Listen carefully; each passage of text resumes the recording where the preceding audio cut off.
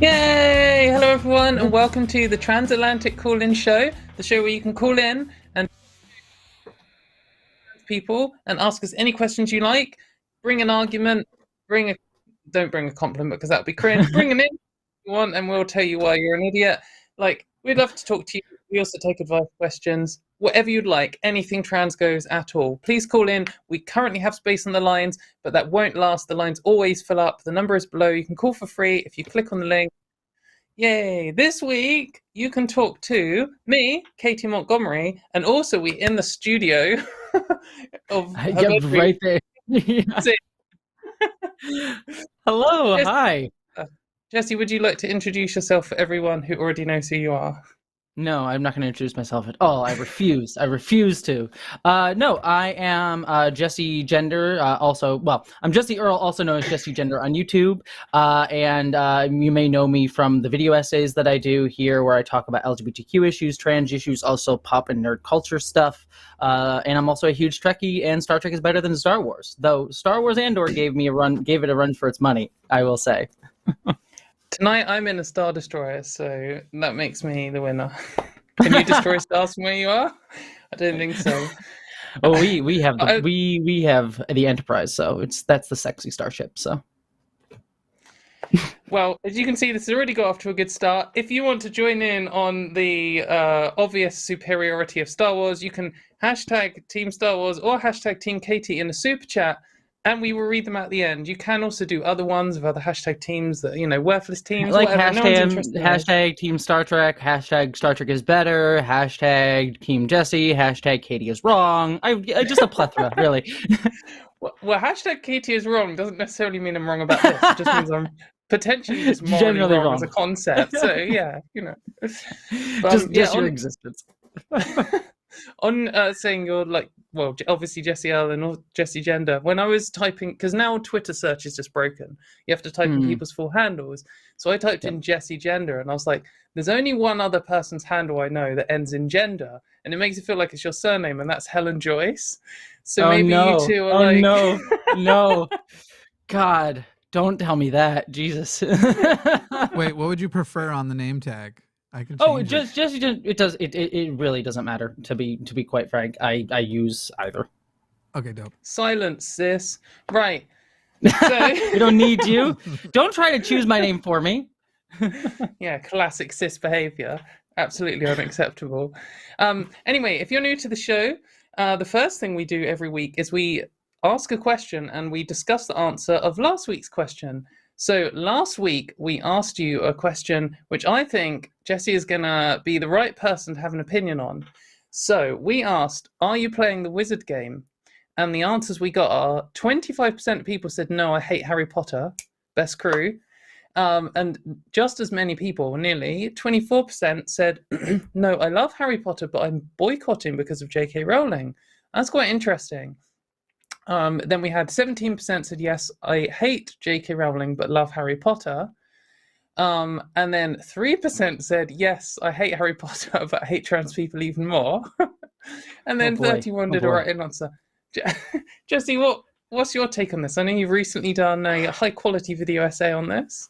I hope so. I mean, there's a lot to discuss with this. I think the thing that I'm at right now in terms of this discourse is just anger and frustration at the disingenuous framing of this discourse in the media, because and it's stuff that happened directly to me and other folks as well, where it's all been about trans people have wanted to boycott J.K. Rowling's video game and how look it failed because it's selling gangbusters, and it's no, we never, at least I specifically, and you can go watch my video where I talk about it, it's the boycott of J.K. Rowling's stuff is the thing I care the least about. It is the thing that is the bottom of my list, because what that framing does is it makes it be about, oh, you either buy the game if you don't care about trans people or you don't know, or there's numerous reasons, or you stand in solidarity with trans people by not buying the game. When in actuality, what we should be doing, and that sort of makes this framing of inaction, not buying something, as the thing to do for trans people. When in actuality, what we should be doing is going out and fighting for trans people. If you want to talk about games supporting trans artists, creators who make Celeste is a transgender game, Blood Run PSX is numerous other ones. if you wanted to actually fight for trans people, like go out and fight for trans rights and things like that. But the framing that a lot of news media takes this in, and like, it's about the boycott and whether or not you're boycotting J.K. Rowling, it just all feeds this attention economy of J.K. Rowling and makes it about like that, whether you're giving her money or not. And that's not the frame of reference that we should be doing on things. And it frustrates me because a lot of like, you know, I made a 3-hour video, as you said, about it, where I literally go over all of this, the history of J.K. Rowling, the whole thing. And I say this at the end, but then a lot of people have taken my words and said, like, Jesse called for a boycott of the game. Take the L, Jesse. You're making us look bad, which was ridiculous.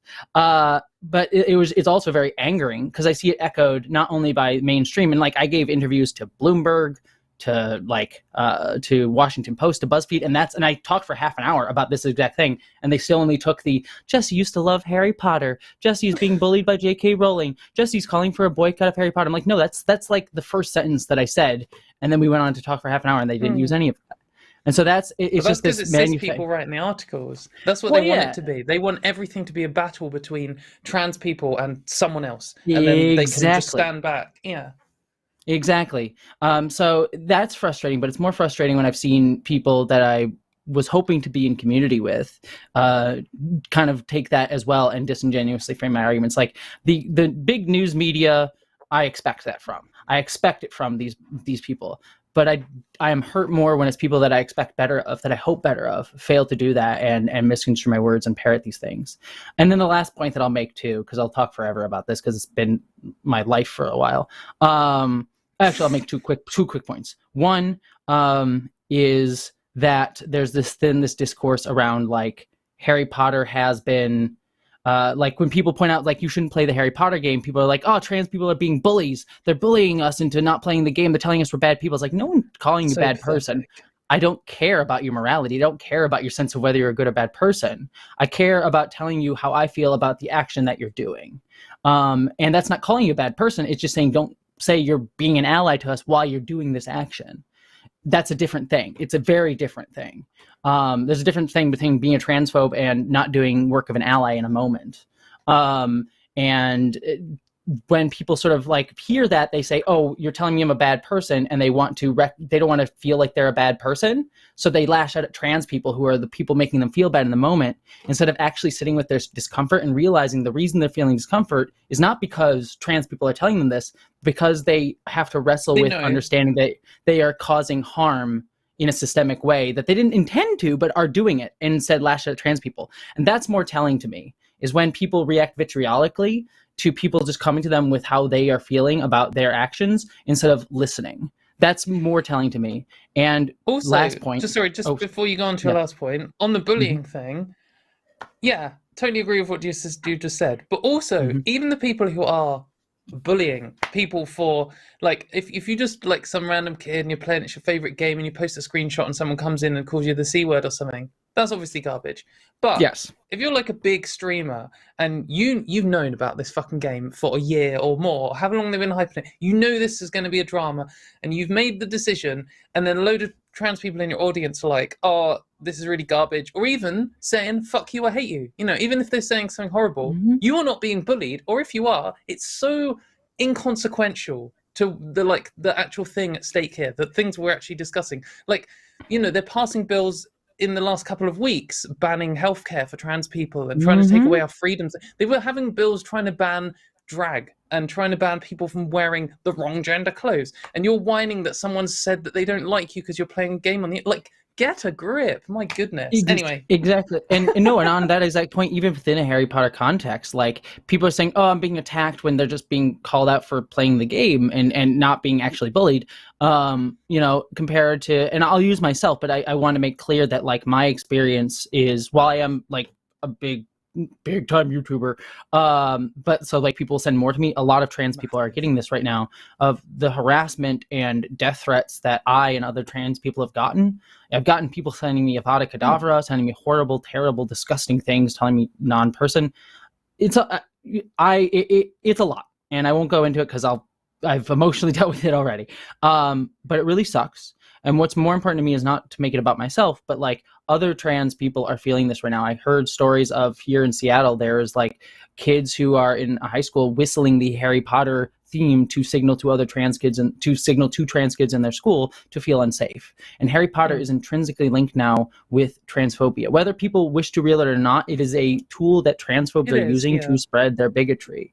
And we need to realize that like it's a tool for them now, and that trans people are facing so much more than just being called a bad person on a stream or being made to think about like their harm that they're causing on a stream. People are facing a hell of a lot more, and then even more so, like you were saying, like in actual legislative ways and systemic ways, in literal, very clear physical violence ways that we've seen in recent news with other folks as well that we won't get into because it's dark at the moment. But all that stuff. Unless if you want to talk about it, because I'll let you talk about it because it's your country. It might be the next question, so we'll see. Yeah. But anyway, yeah, I totally agree. The thing I last said. So trigger warning on the next question. If you don't want to hear about violence against trans people, then skip ahead like 3 or 4 minutes, and then we'll be on to cause. But I was just going to say the last thing I tweeted was maybe at this stage I'd even accept losing some human rights in exchange for never having to talk about J.K. Rowling again. Like, you know, if I'm banned from public spaces on Sundays or something, and then she just goes away. Headline news every week. Away. Like, is that a trade? People accept. I will end one point just to be, because I do want to end on a positive note real quick on this discussion. We focused a lot on the hate and like people feeling like, oh, they're being bullied by trans people. What I will say is amongst all of this, there have been really wonderful people, amazing people who have done the work to listen, to show up. You know, there have been a lot of people that I've been disappointed in, but there have also been moments throughout all this for me personally where I was reached out to by other creators, other streamers, a bunch of like people who watched my channel to check in on me, to see how I was doing, to say ask what they can do. And those people, when I see that, that's who I know I can trust in these moments. Like the people who are willing to do that in these moments, I am willing to, when I do want to go and be like, hey, we need to fight this. They're the people that I built a bridge with, feel in community with, and feel like I am in solidarity with in these fights. So while we focus on the horrible people doing horrible things or people who are failing us and we are disappointed and sad in, it's also important to recognize that there are amazing people who are doing the work and showing up, and who I want to do the work in return for because they showed up for me and I want to show up for them. So absolutely, building some community. And hopefully I'm going to try and end this next section. I won't go into too much detail and end on a similar note. But I don't know if anyone knows, but last weekend I went out drinking with some friends. I was having a hen party or a bachelorette party, whatever you want to call it. Had an amazing time, had too much to drink, but was basically stayed to until the pub kicked out. Went outside and was talking with my friends, and some dude come up to me, and it was kind of weird vibes from the start. He like introduced himself straight away. He was like, "Hello, I'm Oliver," which was like a weird. It was the vibe was weird, and I was kind of like, "Oh, okay, cool." And I tried to make like a comment, like whatever, and then someone, I think my friends were talking about something I had said earlier, not to him, just in general, and he like interrupted them to say he, like to correct them saying she, and I was like, what? And then he said it again, and then he was like, are you transgender? And I was like, why would you even ask that? Like, what's the point in this? And then like he got kind of defensive, and I was like, why would you even ask that question? Like, I don't know if I swore, I don't know what I said, but there was a couple of seconds, and then he threw his drink in my face, and it like went in my eyes and all in my hair and stuff, and it was really horrible. He then just kind of, so he had like half a beer, like some dark ale or something, so it's all in my face and hair, disgusting. I had like, I don't know, water, or it might have been a vodka and lemonade, I don't know. Threw it in his general direction, just the drink, not the glass or anything. There was one mouthful left, probably didn't hit him because I couldn't see. He then like walked off. I saw him glaring at me. And then my friends took me to one side and we drove home and just cried all the way home. And it was a bad time. It was really grim. But I think like in the moment, the thing that I felt most was like fear, because I haven't been like clocked or outed in front of people in so long. And part of what gives me the strength to like put so much energy into fighting for people online and doing all this stuff, I guess, is that my real life is kind of distanced from it. I don't get this abuse so much in my real life, and it means I can just turn off the internet and go and hang out with my friends. And suddenly it was like in my real life. And then the other thing that I kind of thought about later was like, did this guy recognize me? Just the way it was like done, and like it wasn't the kind like the transphobia I used to get when I like very obviously didn't pass because like I went full time before I started HRT and stuff. The abuse that I used to get was very much like, "Whoa, it's a man in dress," whoa! Like that kind of lads, dickhead, transphobe, generic sort of stuff, or would be like, people feeling given a weird kind of tense vibe or whatever, and that was it.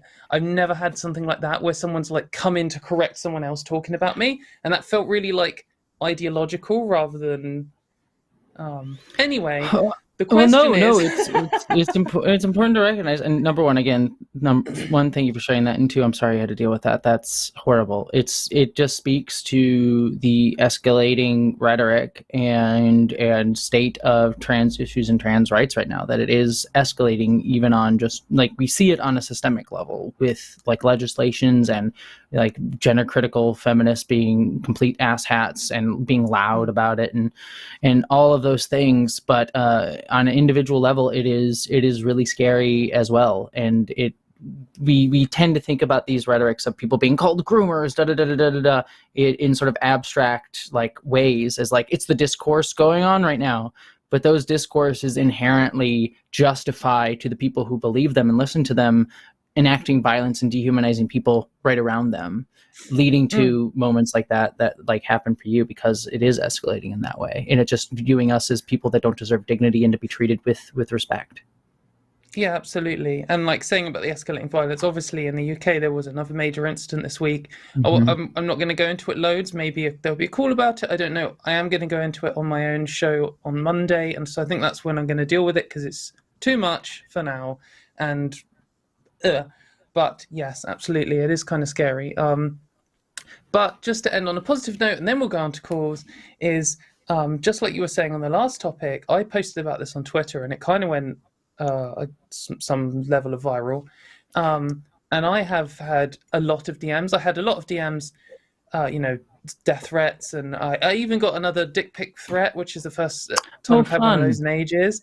And I got a lot of people with the gender critical colors, telling me to kill myself and stuff.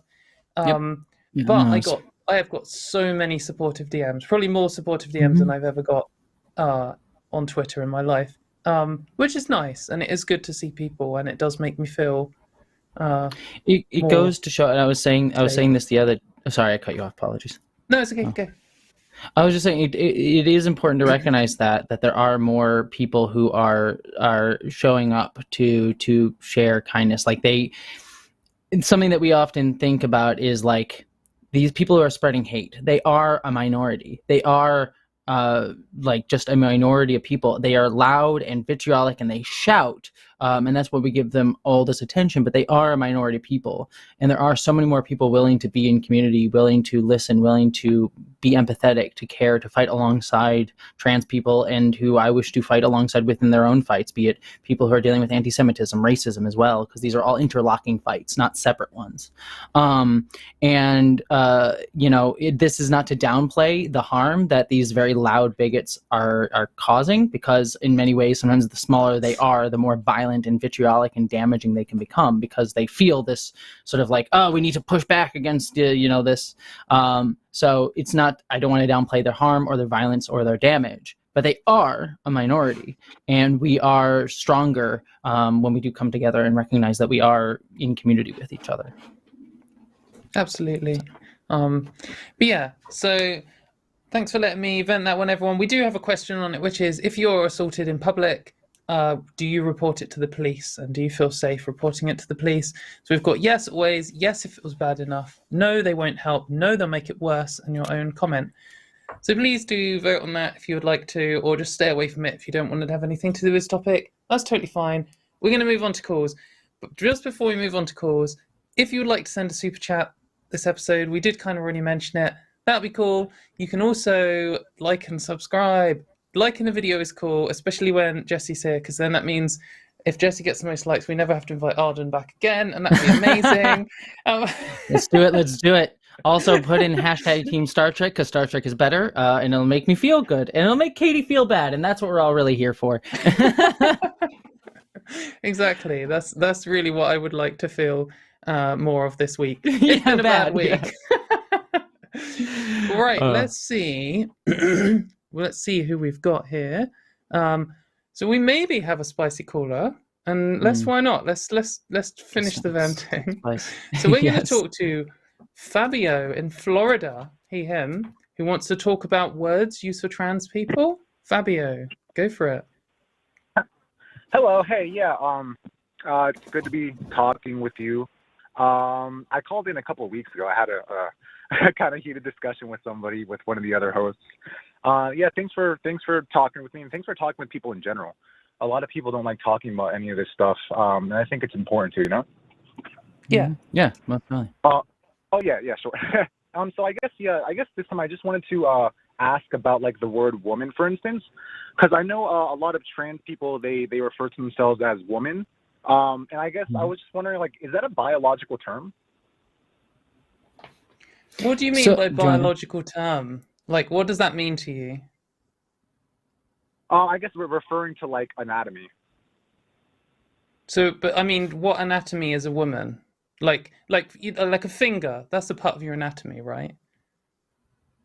Sure. Well, I mean, I guess whenever I look up the definition of woman, it says like an adult human female. Mm-hmm. That's one of the definitions. Would you say that? But there's lots of definitions, isn't there? Like there's like all of the dictionaries have several different ones. Well, even beyond that, let's just focusing on even using that definition, which I agree. There's other better definitions, but even focusing on that, they could ask the question, well, how do we define those three words that you're discussing? What's an adult? Today we think of an adult as an 18-year-old, but years ago it would have been a 16-year-old or a 14-year-old being considered adult. We didn't have words for teenager. What is a human?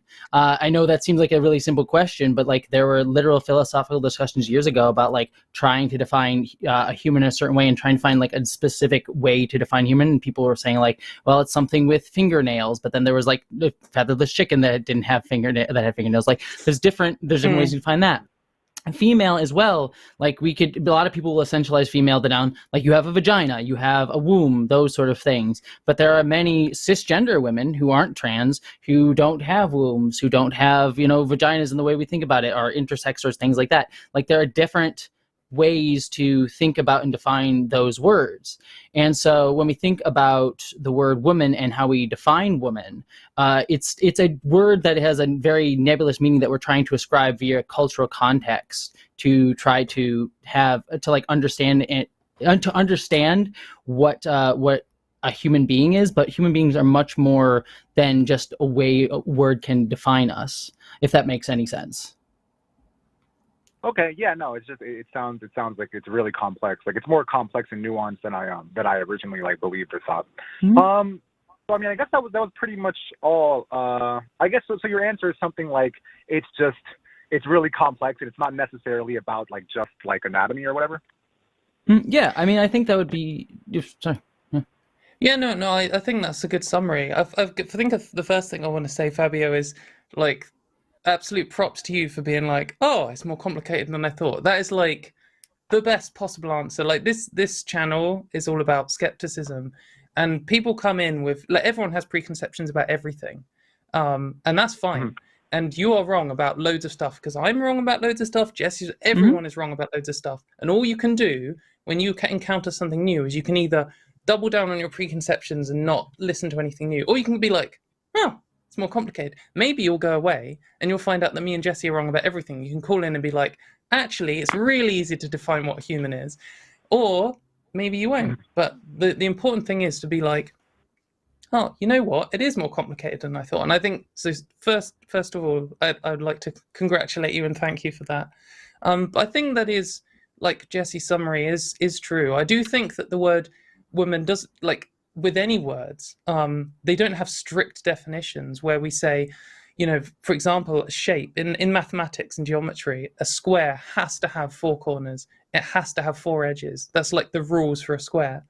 But in real life, outside of maths, things don't have these strict definitions. They just have general definitions. We can define things by pointing at one and saying, this is a thing. Like, I've got a cup here with some drink in, and I can say this is a cup with some drink in. I don't know if I could come up with a definition for cup that included all cups and didn't include anything that wasn't a cup. And that's the same for all of these words, but they still have an important meaning. Like, if we just said, oh, well, a cup can be anything then, and then I hold this headphone adapter up and be like, oh, this is the cup. If I was trying to talk to you and be like, pass the cup, you wouldn't know what I was trying to say. So the word, like when we're using the word woman, it is like, it isn't strictly defined by like someone's genitals or strictly defined by what chromosomes they have or those kind of things. But it is important to recognize that there are these sort of general groups of people. And the reason it's important is because these people are affected by society, social pressures, prejudice, medical issues. There are loads of things that do affect people. And there are patterns in them. Like, women as a group face misogyny, which is, the prejudice against women, and that affects so much of their lives. And that affects me and Jesse too, but it affects, cis women, which is women who aren't trans, and girls. And, this is a thing that pretty much every woman who's ever lived has experienced in some form or other. And that's why we have a word for it in the first place. And that's why trans women fight for this word, because we want to say, well, these things, when we talk in society about women, like women face misogynistic sexism, women are more likely to be sexually assaulted, these kinds of things, we can say, oh yeah, this applies to us too, and that's why we use this word. So I think that hopefully sheds some light onto why we're not, because I could say, oh yeah, someone born with XX chromosomes and a vagina, like even that doesn't necessarily mean all cis women, it doesn't necessarily mean all, but I could point at that group, but they're not necessarily a useful group to define culturally, in the same way that women are as a group. Sorry, Jesse, go ahead. Oh, no, sorry, I kept interrupting you. That was my bad. The last thing I'll say, too, is it's important to recognize that, like, we use woman as an umbrella term for all these experiences, as Katie was saying, and a lot of people who will try to say, like, trans women aren't women, will argue that, like, well, women has to be defined in this way that excludes trans people. And they'll argue that, like, oh, by including trans people, you're erasing the experience of cisgender women. They won't use the word cisgender women. They use the word, quote unquote, real women, but what they mean in terms of our discussion, our language, cisgender women. But in actuality, when we use the term woman, we're using it as this umbrella term and not trying to erase the experience of cisgender women or women that go through different experiences from trans women, which is why we use words that become more specific. People tend to want words to be encompassing of these specific things, but we get more specific with our words. We say trans women and cis women. We're both women, but we do have different experiences. It's okay to recognize that trans women and cis women have different experiences based on, different factors like biology, where they grew up, how they were raised, who they were seen as a kid. Like it's okay to recognize differences. In fact, we delight in the differences of others. But it's also sort of recognizing that there is also a shared commonality in how we're seen when we use the term woman. Just as like we use the term human to describe a lot of different people, but there's ways that we go down more specific when we talk about different types of human beings. Mm-hmm. Okay. All right. Yeah. So I hear what you're saying. So I guess I'll just ask one more question. And if the answer is no, like you don't, that's completely fine. But do you have a definition of woman that you typically use or no? Personally, I'm fine with the dictionary. Like if you say, oh, look, in the dictionary, it says adult human female, I'm like, yeah, okay, cool. That applies to me. I think so. Mm-hmm. But if you're trying to use it as some kind of, therefore you are a man and therefore you shouldn't be allowed in the toilets at work and therefore you shouldn't have protection from misogyny, then I'll be like, well, no, it's kind of a garbage definition, isn't it? And then I can do the philosophy definition game with you right to the bottom of what these words really mean. But the whole point is we just need some kind of loose description so we all know what we're talking about. And I'm fine. I think it changes also in different contexts too. Like there'll be one where people will say, another one that people use would be like someone who identifies as a woman, is the word woman.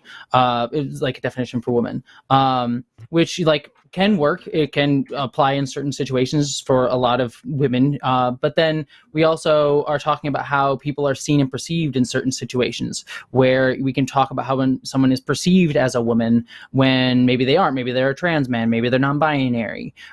So like the word changes definitions within the context that it's used within, which is why most words, if you look in the dictionary, even beyond women, have more than one definition, because they have different contexts that they're used within. So I think to have like one singular definition for the word is to try to limit to that, I think, is unhelpful in the versatility of language as well. I would also accept the definition. If someone says, I want to define this thing for you. If someone was trying to teach me about a new animal and they're like, oh, this is a cat, and I'm like, oh, I've never heard of a cat. What the hell's a cat? They could say like, feline, whatever, give some Latin definition or whatever.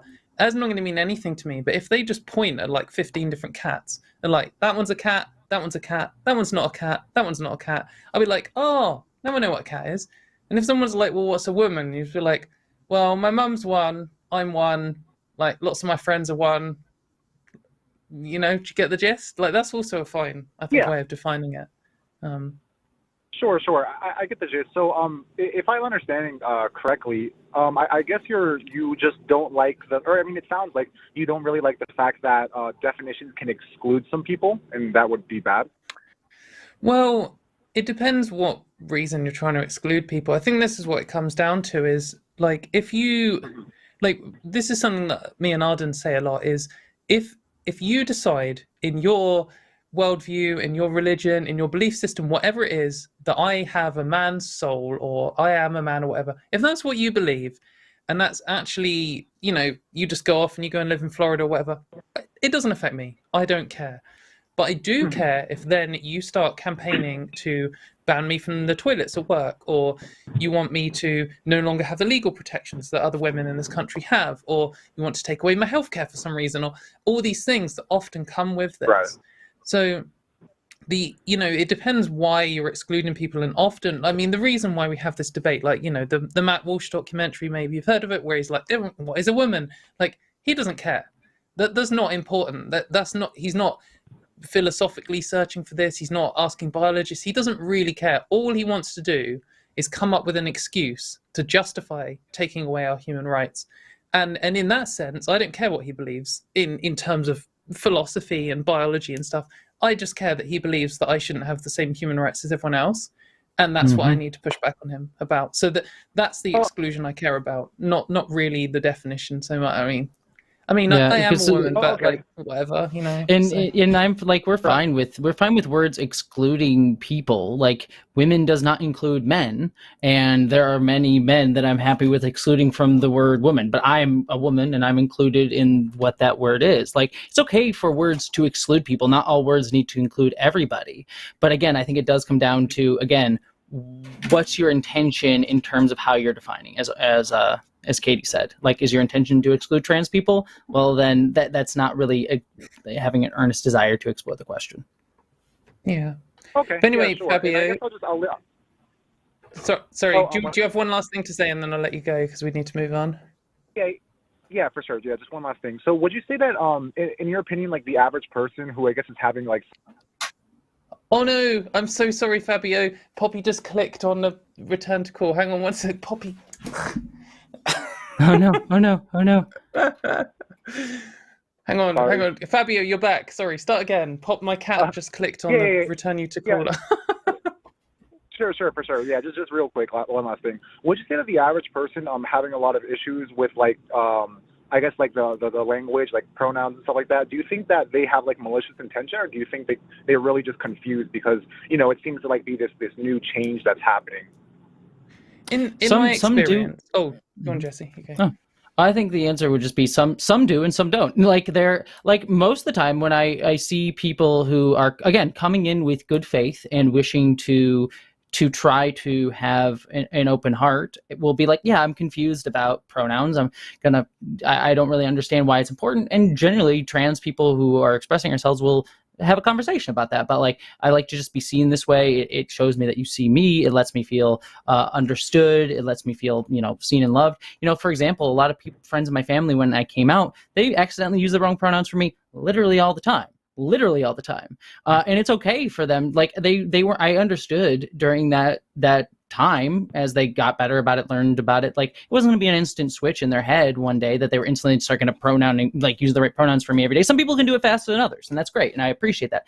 But for me, what was important to me is just seeing people being like, I wish to see you, I wish to care about you, and I'm trying. And they listened to me, and they were doing the work to try to figure it out and understand and grow. There are people who will sort of hear people say, oh, can you use this pronoun for me? And they'll like screw things up, or they'll get angry about the fact that you're trying to police my speech. It's like, no, I'm asking you to be a kind, empathetic person and see me. And see me. And people who will sometimes react. I was talking about this with the Hogwarts Legacy thing earlier, but it's like, it's the same dynamic here, where it's like people will feel like they're being called a bad person if they are not doing everything correctly all the time. It's like, no, I'm just telling you how I'm feeling about the situation. I'm not calling you a bad person. I don't care about your sense of morality. I don't care if you view yourself as a bad or good person. I'm not calling you a bad or good person. What I'm saying is how I feel about the actions that you're doing. And if your attempt is to try to be empathetic, to try to care, to try to do better, then that's what I see. If your intention is to double down on your anger, to say, I'm the one policing your speech, how dare you, and just trying to shove against me, trying to just tell you to respect me, that's when I get upset. That's when I get angry. That's when I'm like, okay, I don't care what you have to say about this issue. Yeah, I just totally agree. In my experience of meeting people, there are people who don't know, and people say horrible, crude things, but you can tell that they just don't know. Like, someone will call me a slur or something, but they'll be like, oh, aren't you like a tranny or whatever? And I'm like, mate, don't use that word, come on. And then we have a little discussion, and they're like, oh, I'm so sorry, I didn't realize it's bad. But then you get other people who are clearly hateful, and they're not going to listen to anything I say, and they just want to ruin my life. And it's usually quite clear. But yeah, anyway, thank you very much for your call, Fabio. Do call again, and we'll talk to you in the future. Right, so let's rush on to the next. We have so many callers queued up. We probably won't get to all of them, but we will try. Would you like a slightly more difficult definition-y question like the last one, or would you like a total change of vibe, and we'll come back to that one? Let's change vibe. Why not? It'll be fun. Okay, right. So we're going to talk about... we're going to talk to Titania, I think, Titania, in New Jersey, who wants to talk about... Tatiana, sorry, I got your name wrong. Wants to talk about transsexual gatekeeping and transmed. Tatiana, yes, go for it. Yes, hi, how are you? Good, how are you? What's your question this week? Oh, so that's the issue. I wanted to talk about gatekeeping. Yeah, because I am a man, but I am gender fluid, and so I identify as female much of the time. And so I called in as a female, and I wanted to discuss, because sometimes I get reactions from trans people just like, oh, you're not on hormones?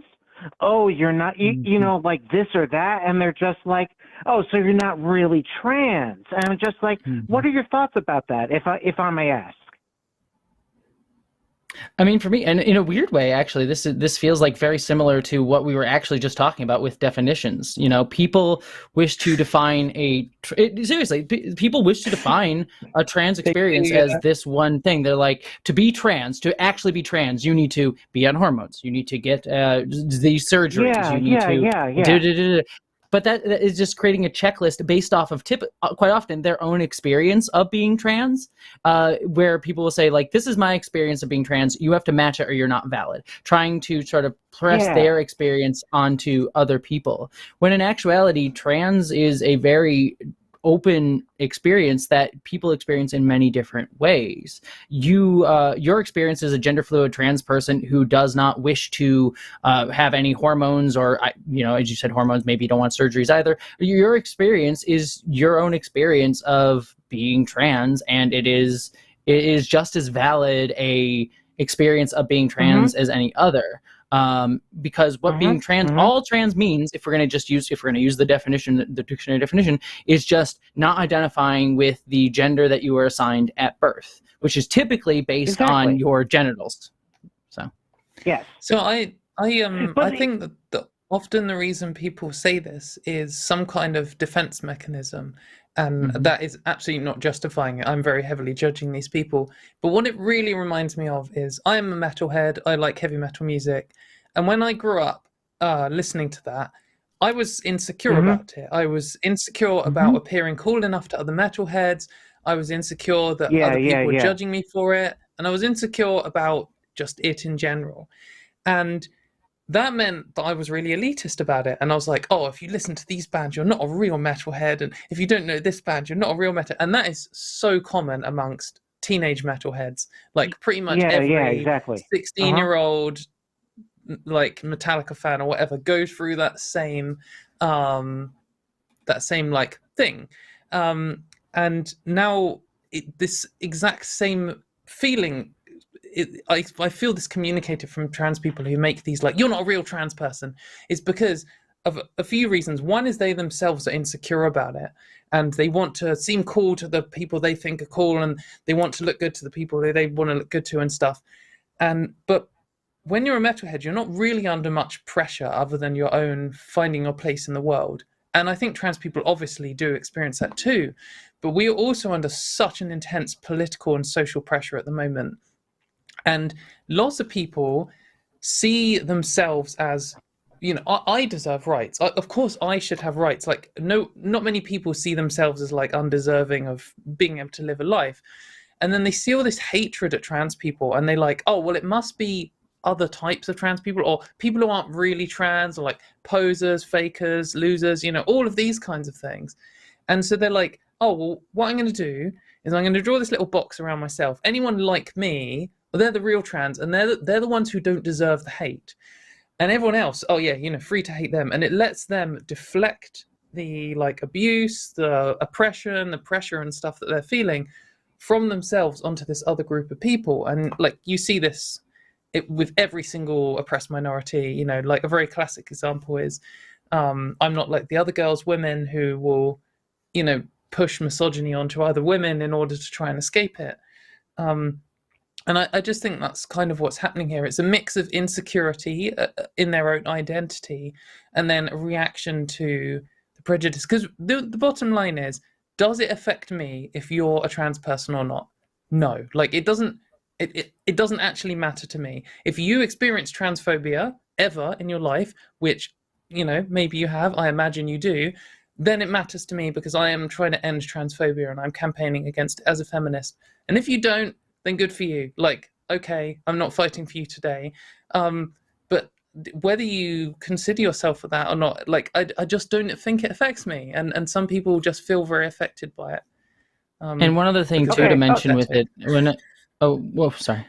One other thing too to mention about this too is this the history of where it comes out of, because quite literally, like, there's a very medicalized history around trans people. We go back throughout history, the only way that people were seen to be validly trans throughout history is if they were medicalized as mentally ill or something like that. And to cure their mental illness, they had to be on hormones. They had to go down this prescribed path to sort of cure their mental illness, gender dysphoria, what have you. And even within that, a lot of trans people at the time had to fight to even get seen, even in that way, to get some level of respect and seen for themselves. So there's a sense of like, oh, they fought to even be seen this way, so they own this like identity of being trans and this very medicalized identity of being trans. So often you'll see, and it's not exclusive to them, I don't want to necessarily put it, but you'll definitely see a larger sense of this in older generations of trans people, because they'll sort of be like, oh, I fought to be seen this way, and all these other people, these people that are sort of taking this and not using it the same way I do, they sort of like see that as like a dilution of their own fights that they fought for to be viewed this way. Again, this is not to excuse them. This is very much a problem with them, but it does come out of this very long history of like trans only being defined in the mainstream as this very medicalized thing. It reminds me of these people who are like, we shouldn't be paying off the student loan. We shouldn't do student loans forgiveness because I paid off mine. And it's like, oh, so it's like you suffered it's like you had to do something bullshit, and you don't want to stop other people from having to do that because what? Because then they won't have to do the same bullshit you did. I think it's just a mindset thing for some people, because to me, when I experience something difficult and I think it's bullshit, my gut reaction, my like lizard brain reaction, is to turn around and be like, no one else should have to do this. Like that's my first response. And I think a lot of people's reaction is, well, if I did it, everyone should have to do it. And I can't empathize with it. I don't really understand why people are like that. But how do you feel to that, Tatiana? Okay, this was fantastic. Thank you so much, ladies. I guess my final question is, like, why do you think people try to compete for who is at the bottom? You know what I'm saying? It's just like, no, I'm more trans than you are. I have more struggles than you. Like, why do we do that? Oh, what do you think? Yeah, exactly. My least favorite one of these is when people are like, women are the most oppressed. No, trans people are the most oppressed. No, black people are the most oppressed. And it's like then everyone starts fighting amongst each other. I hate this race to the bottom. I hate this race to the bottom. It doesn't accomplish anything. It doesn't. Like, first of all, it's kind of demeaning on its face, but it doesn't just not accomplish things. It actively harms us. It actively harms. The classic example is when you see people saying, oh, like, people of color are the most oppressed. No, women are the most oppressed. And there's arguments for both of those things. And I'm not going to even express a view on this, not to chicken out of it, but because nothing is gained from it. What happens is then you end up with feminists and black rights activists and stuff fighting each other, when really we have a similar struggle in that we're fighting against irrational prejudice, we're fighting against systemic oppression, and lots of this comes in similar patterns, and lots of it comes from the same people, and all of these like unjust hierarchies. It's very frustrating, but I think it's like a benefit of it benefits the fascists, because that's what they want to do. It quite literally comes out of us, our society telling us that everything is very siloed and everything has to be like their own distinct little buckets of like, this is trans people are fighting this fight, women are fighting this fight, black people are fighting this fight. Like, these are all seen as like separate things without realizing they all interlock with each other. When you look at things, when you look at a lot of anti-trans bigotry from like gender critical feminists or different places, you'll also find racism, you'll also find anti-Semitism, you'll also find all these things, because they interlock with each other and they're part of the same systems that keep us all down. And we sometimes in these fights, even within our own communities, sometimes don't recognize that, because we've been told over and over and over again that these systems are separate, and we think that we need to fight for our own little space of attention within the attention economy that we have, because it's all about who gets to be heard the most. When it's like, no, we shouldn't be fighting each other to try to get the little snippets of attention that we are sort of like tossed as scraps from the world. We should be recognizing that we work together, so that we lift each other's voices up and listen to each other.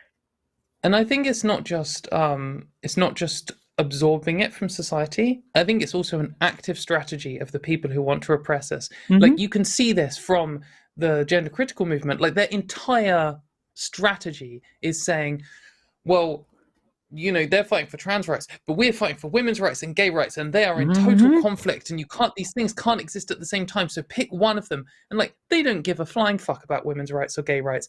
Lots of them actively campaign against gay rights even today, and certainly did previously, and against women's rights. But the thing is, because it's presented in this way of like one or the other, then it encourages people to fight. And especially when the media, like, constantly, I think lots of the time actively, but not always, will be like, oh, let's have a woman versus a trans person. Oh, let's have a gay person versus a religious person. It's like, none of these are enemies, but you're making an enemy to get clicks, and because it doesn't affect you, whoever wins, it's like the opposite of the Alien versus Predator, like, whoever wins we lose. It's like, whoever wins we get clicks.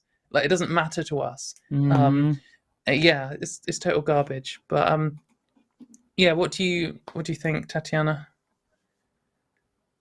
Yeah, that's called tokenism, right? Where you just have somebody that is just to represent a minority, just to show. I mean, that's what it's called, right? Yeah, there's the. Yeah, I mean, so I would say tokenism is where you have, like, you would say, oh, well, I'm not racist because I have a black friend. Oh, I'm not transphobic because I have a trans friend. Tokenism is when you have someone from a minority group in the room just to say you have a person from the minority group in the room, regardless, and you don't have any desire to listen to them. You just have you just want their presence, not their use the accusations of you being prejudiced. Yeah. Mm-hmm. Anyway, ladies, I don't want to take up too much more of your time. You guys have been great. I'm sure you have more other callers to get to. I appreciate you getting to my call, and I love the feedback. And you two have a great night. Okay. You as well. Thank you. You were great. Cool. Yeah. So yeah, I tried to dodge a definition call, and we kind of had a definition. We did have a caller who was asking about transracial, but they seem to have dropped. So we're going to move on to let's talk to a slightly different vibe. We're going to talk to Liz in New Jersey, who wants to talk about how to help young people get access to information about trans people. Liz. Mm-hmm. Hi, thank you for taking my call. Oh, you're very quiet. Could you get closer to the microphone? Or? I'll try. I apologize for the volume. Oh no, you know. Can you hear me any better now? You are quite quiet. Yeah. I apologize for that. Can you hear me any better now? Sadly, no. Well, I'll try and repeat your call. I'll listen out. I'll turn my volume up, and then well, real quick, because on our end, we need to be able to hear it too. Liz, are you on speaker or are you talking directly into your headset? On a computer. Is there a possibility that you're talking into a microphone that isn't the microphone you think you're talking into?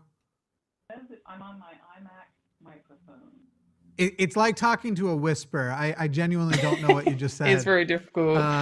Liz, I think, wow, I don't know. I think, Liz, what we may do is have the moderator pick your call back up. Wait. Can you hear this one? Liz. There we go. That's way better, way better. Okay, let's start the call again. I changed to a different microphone. Liz, I apologize.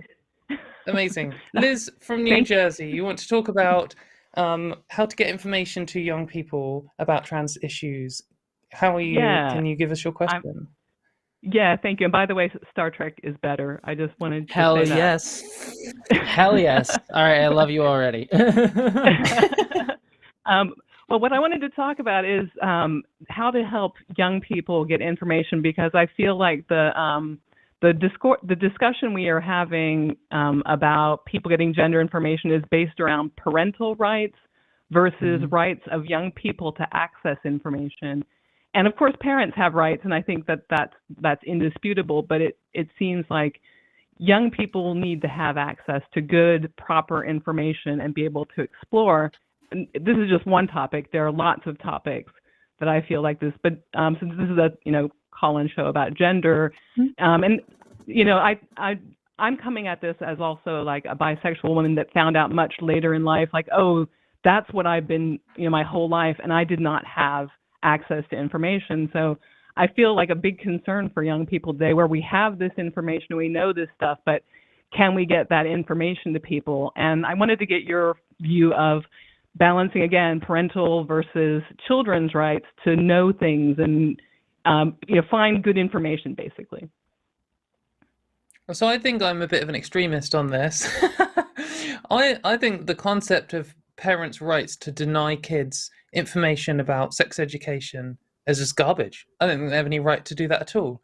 I think that just because you're some bigoted shithead, you should be allowed to deny your kid access to education that's going to make their life better. I mean, whether someone's LGBT or not, learning about LGBT issues makes their life better, because it means that they can integrate into society better, not be stressed when they encounter LGBT people for the first time, which they will do. If they turn out to be LGBT, understand it makes their lives much baby. easier. Understand themselves better too. Even understanding that you're not queer helps you understand yourself better. Yeah. Yeah, for sure. And also, like, it's the same with all sex education stuff. Like, you can get offended by sex education all you like, but the reality is, if you want to reduce teen pregnancy, want to reduce rape, want to reduce, abortions in like children, all of these things, you want to reduce misogyny, then teach sex education to kids. Like, that's just the reality of it. If you're pro like teen pregnancy, then for sure deny them sex education and teach them abstinence, because we know factually that doesn't actually achieve anything. And you can be like, oh, and what about my parental rights to teach them something bullshit? Like, fuck off. I don't see what I mean. I get that maybe I'm in the presence of two Americans here, so it's maybe I seem like an authoritarian, but I do think no. I think think you're. Sorry. Yeah, like providing education to kids is like our main responsibility to kids, other than housing and clothing and feeding them. And it sets them up for life, and it makes society better. It makes their lives better. It makes our lives better. It makes everyone's lives better. And the only arguments against sex education, against teaching LGBT people, is I don't like it. Like, that's, you only have irrational arguments. Like, I'll happily listen to all your arguments. If someone wants to call in with a new argument that I've never heard before, then absolutely, I'll listen to it. I'll review it. But the reality is, every single argument that is out there against this is just bullshit. It's irrational bullshit. I don't care. Fuck off. But do you have a take? No, I on that 2 points, I agree completely with you, actually. And the only nuance that I would give to that is the only discussion that we should be having around information given to kids is like, in what way do we sort of structure giving them the information in order it's a way so they can come to it in a healthy way and understand it in a healthy way and sort of understand at certain steps what certain information is. You don't want to be like teaching kids about like the inner workings of intercourse when they don't even like know like what sex as a concept is. Yes, you know what I mean. So it's like it's about what kids are ready. Yeah, what's the structure? What ages or when are we able to? And I think that's a nebulous thing. Like people say, like at 8 years old, kids learn this. At 10 years old, there's like kids have different maturity levels. It's individual to every kid. So I think that it's is the same way talking about like different medical stuff for trans kids as well. Like it's not like this age, it's a sort of like what are they ready for? What do they need? Where are they at? So I think that's the only nuance there's at. I would agree completely. It's not for parents to say you can't have this information. Fuck that. It's about as parents, how do you be a guide to your kid to give them that information in a way that is best for them to be able to learn it all and get it all, but in a way that they can integrate it in a very healthy way. That's it. Parents are guides, not arbiters of information. And the other thing too, I don't know if this was actually part of your question or not, but I think like good ways to give kids this information is like, again, at different levels for every age. If you live in a trans affirming area, maybe there's teachers that will know this, or guidance counselors that can have conversations with them, or take them to queer meetings, groups, things like that, where they can be in community with queer people or queer trans or drag story hours can expose them to this as well. Yeah, no, I think so too. But also it's like, if you have a trans kid, even if you don't have a trans kid, take them to queer events and have them learn from trans and LGBTQ people generally about like what our experiences are like, what we can learn from. There's nothing. One of the most valuable experiences for me was even in college, like getting to like meet elder queer folks, LGBTQ folks, and like learning from them. And then if you don't live in those areas where those things are accessible, there's always, looking up resources online, like YouTube videos, but also like books that you can find, literature, but it's also like trying to get a good list of that from a source that you trust, because there'll be places that'll be like, this is the best LGBTQ information that you should read, and it'll have stuff like Helen Joyce's shitty book in it. It's more, you have to find sources that you trust and curation that you trust to be affirming, that will you can give to your kid as they grow up. I think the first thing, and maybe again American differences, but I think the state should be providing these things to kids as part of school. Like, 100%. It should be 100%. a state education, like, because the state has the resources to research and involve the best people in the world on child education, about LGBT issues and about sex education, about everything that kids can learn. And we can have the cutting edge science dictating our schooling policy. And that will be a good start. However, that is a massive political battle. That is something I'm campaigning for, and I encourage everyone to join fighting for this stuff. But obviously, it's very difficult because there's a lot of knobheads who resist it. But I mean, that's a talking point right now in Florida, right now in the U.S. with they're trying to Ron DeSantis tried to ban queer studies from a Black History Black Studies AP group. Like, that was one of the things that they went after, and there's other things as well. Again, showing how interlocking fights of racism and homophobia and transphobia are interlocking. So yeah, like that, I agree with you completely. The state should be providing this, but sadly, right now, at least in the United States, and I'm assuming probably similarly in the UK, the fight is at even like below the baseline of where we're not even fighting. We're not even fighting for the bare minimum. We're fighting for like the ability to have even the talk about these conversations. With, like, things like the Don't Say Gay bill. Yeah, for sure. And it's a huge political fight, and it's going to go on for decades or even generations more. But it's something we're going to win eventually, and that's a good thing. And we can make small progress on it, and any progress on it is good.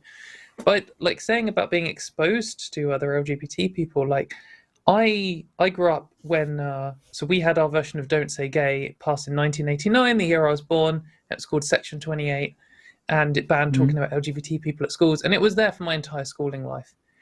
So I was never taught anything about LGBT people. It was, I didn't encounter them in films. It was just negative. Like, being gay was an insult, being trans was an insult. That was it.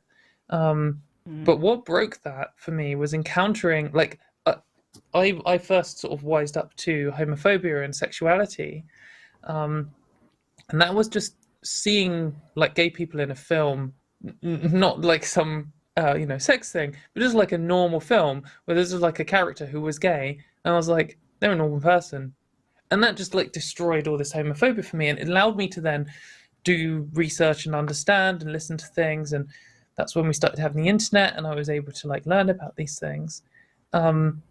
So mainstream media representation, creating art, and that kind of stuff really can make a difference. And then local stuff. I mean, you can, as a bisexual cis woman or trans woman, I don't know, you can just volunteer in your community doing stuff, and maybe there doesn't have to be kids, it could be anyone there who hasn't learned about LGBT stuff and might just be like, oh, you're normal, okay. And then I'm a part of a bi group, and so I've encountered people that are of all ages, and it's interesting how and when they learned about whatever it is, however they identify. It's the group is everything. It's cis, it's non-binary, trans. We're very welcoming of everybody. But I totally agree with you that I just feel like this information should be available at schools, age appropriate. That parents don't mind if you have piano lessons or guitar lessons or play sports. Sports are so dangerous. It's like, oh, I want my kids to play football, but I don't want them to explore their gender. And I find you don't mind the concussions that come with football, but you don't want them to find out that non-binary people exist. For example. And but I would like to see more states rally to people to be able to explore this, and parents don't own their child's identity. I think that's a lot of what parental rights comes down to. Is like, I get to determine what my child is, and I don't like this. I don't like, it could be gay, it could be trans, it could be non-binary, it could whatever, it's like, no, I want a nice straight kid that's going to give me grandchildren.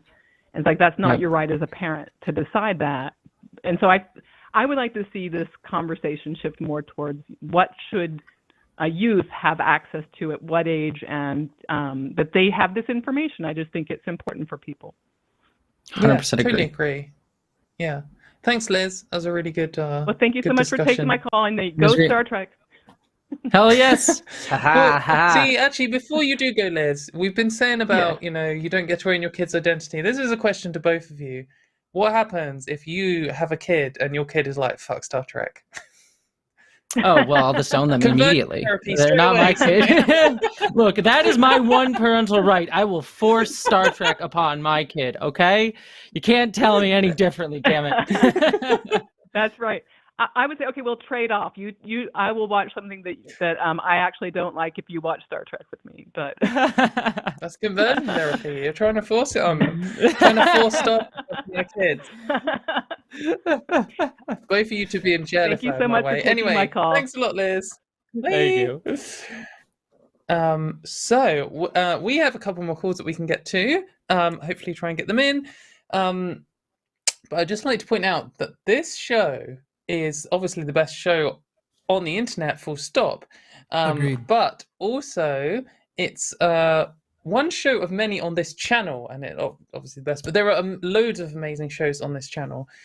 This channel only picks the best, and that's why we're here, and that's why all the other shows are here. And we've got quite a few cool ones coming up this week. There's basically one every week on this channel now. So on Sunday, you can listen to Forrest and Jimmy on the Sunday show, which is a good show. It's about religion and stuff. Hey, Then wait, on but Monday, are you we've still got doing your show at that same time?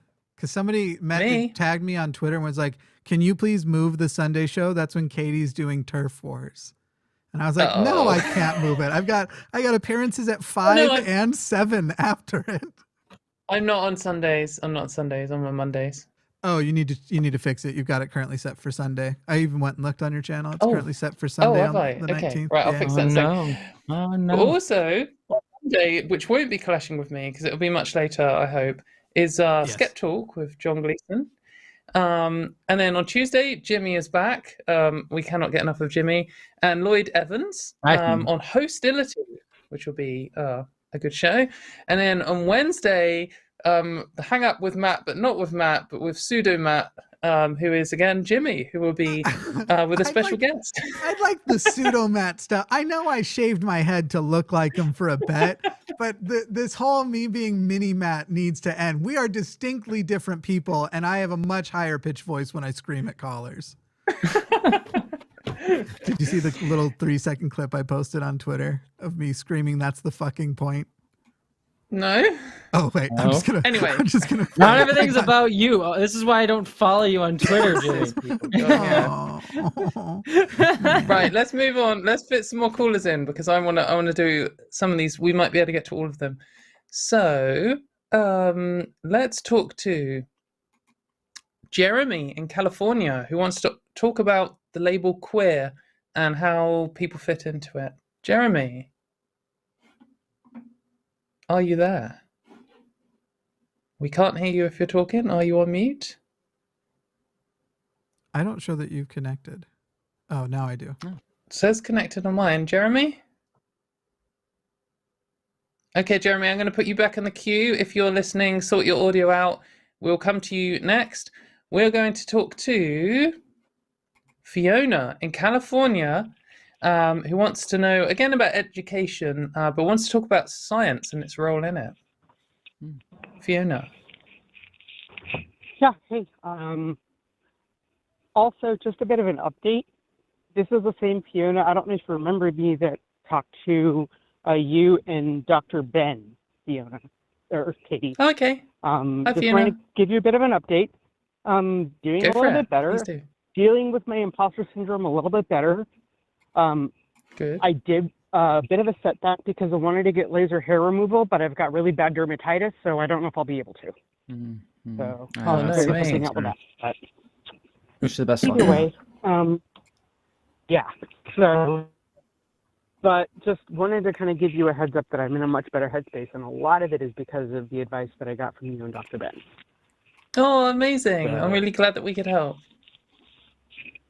So, but there was something, I was talking to my best friend who's actually a high school teacher, and he was talking about some of the sensitivity, the trans sensitivity training that he underwent as part of, the school compliance stuff.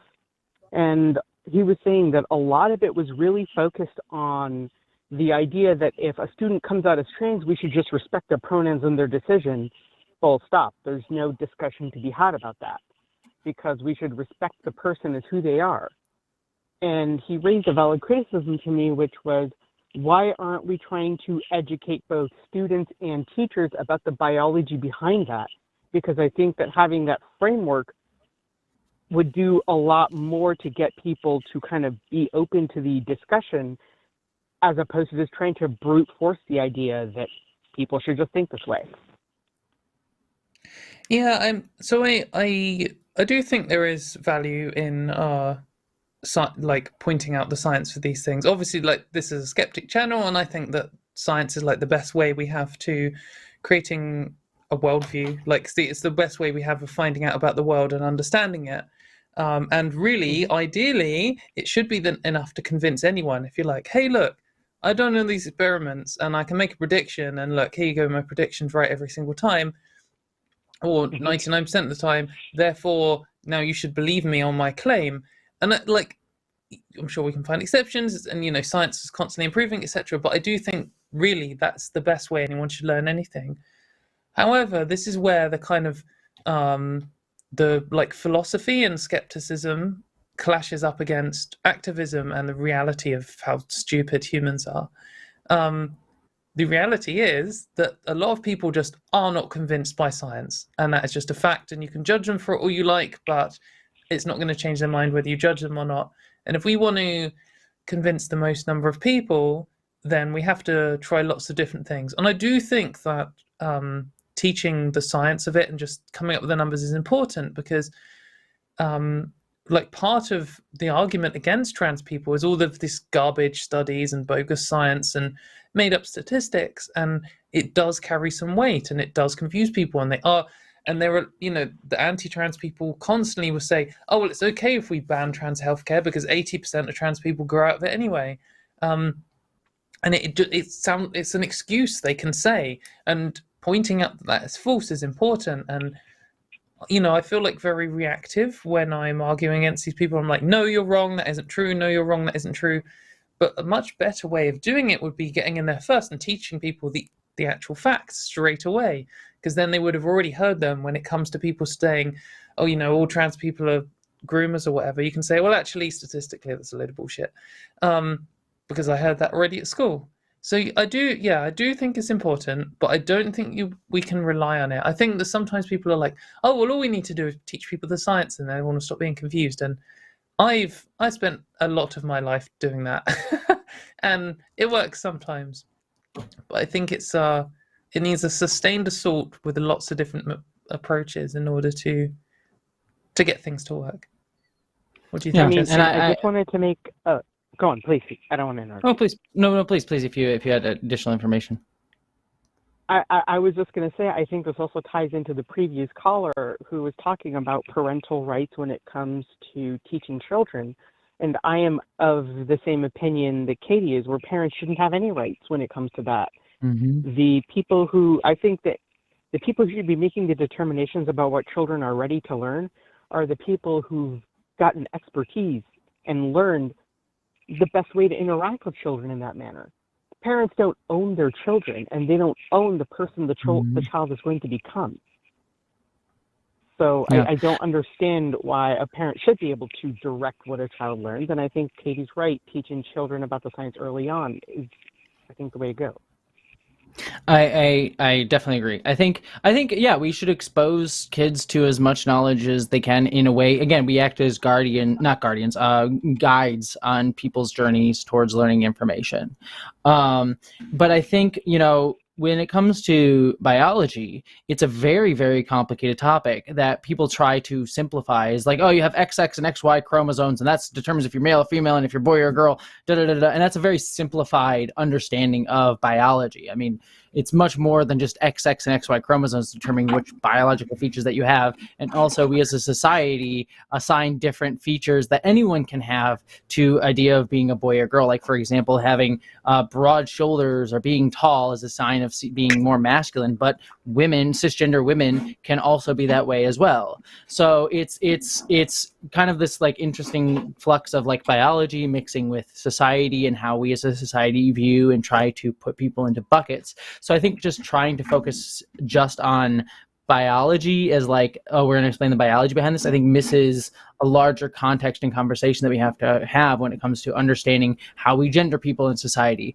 how transness is viewed within certain specific culture contexts, because being trans in one culture is different than being trans in another culture. In fact, other cultures might even have an idea for trans, because our society very much has like, you have to be these things, and in our world, and being trans is seen as like going against the thing you're supposed to be from birth. So like other cultures may have a much more fluid understanding of who people are, and they're coming into themselves through their through their identity.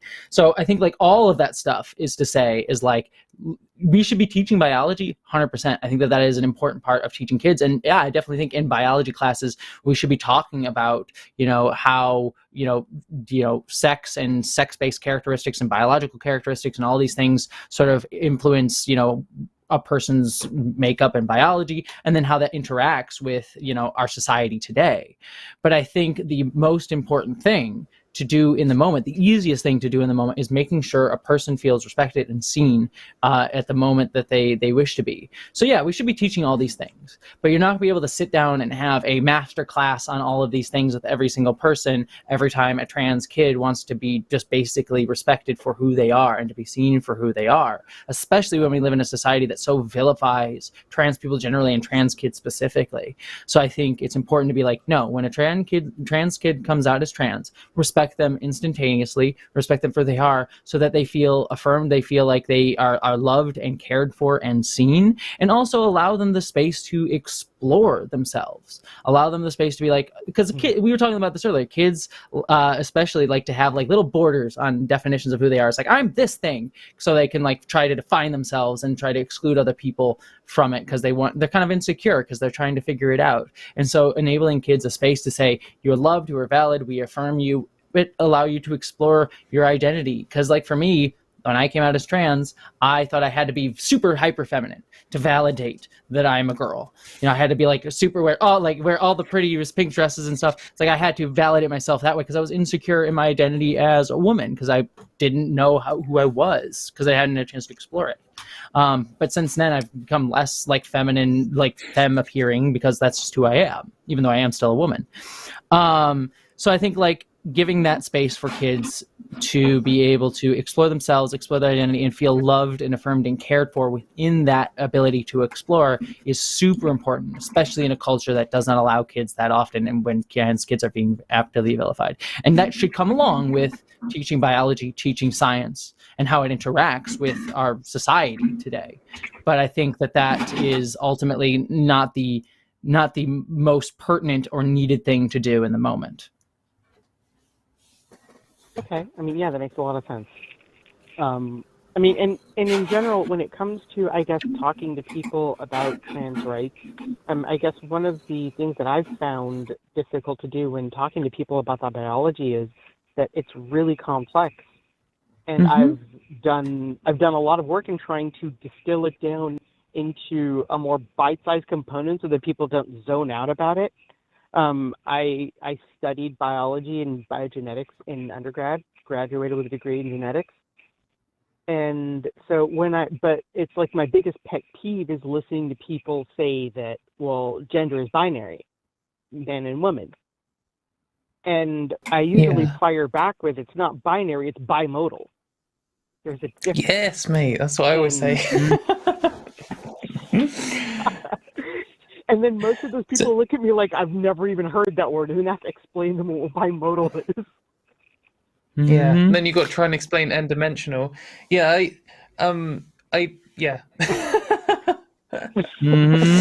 think that one of the difficulties of like reality is it's really complicated, and so when you're teaching it to kids, I mean, the most frustrating thing is when you teach maths to kids, it's easy to do simple maths. And when you teach science to kids, like physics, people obviously dumb it down. They say things like gravity makes things fall down. And then it turns out that actually that's not really true. And it makes big objects go together. And it turns out that's not really true because it like warps space-time or whatever.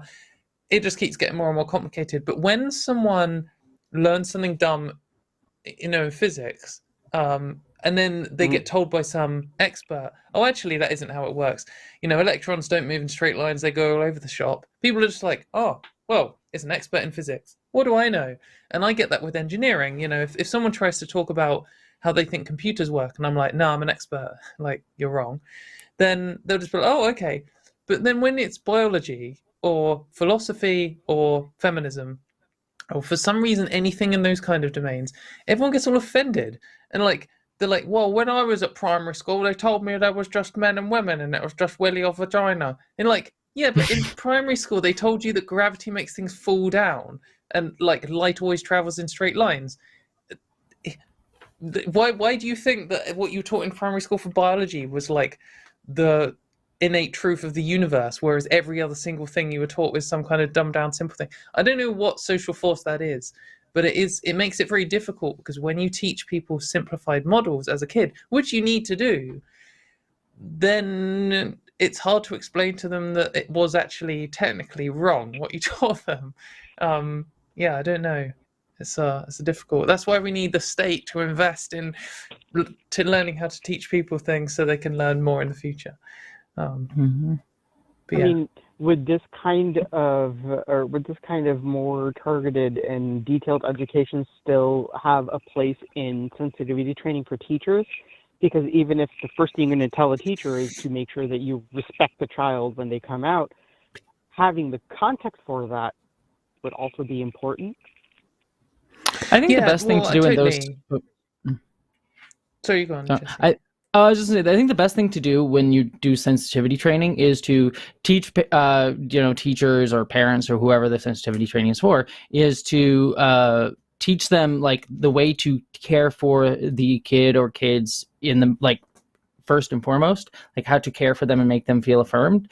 And then I would then use the training to, depending on how much time and money you have, to be like, all right, here's some basic information that you might hear this sort of pushback from parents or whatever.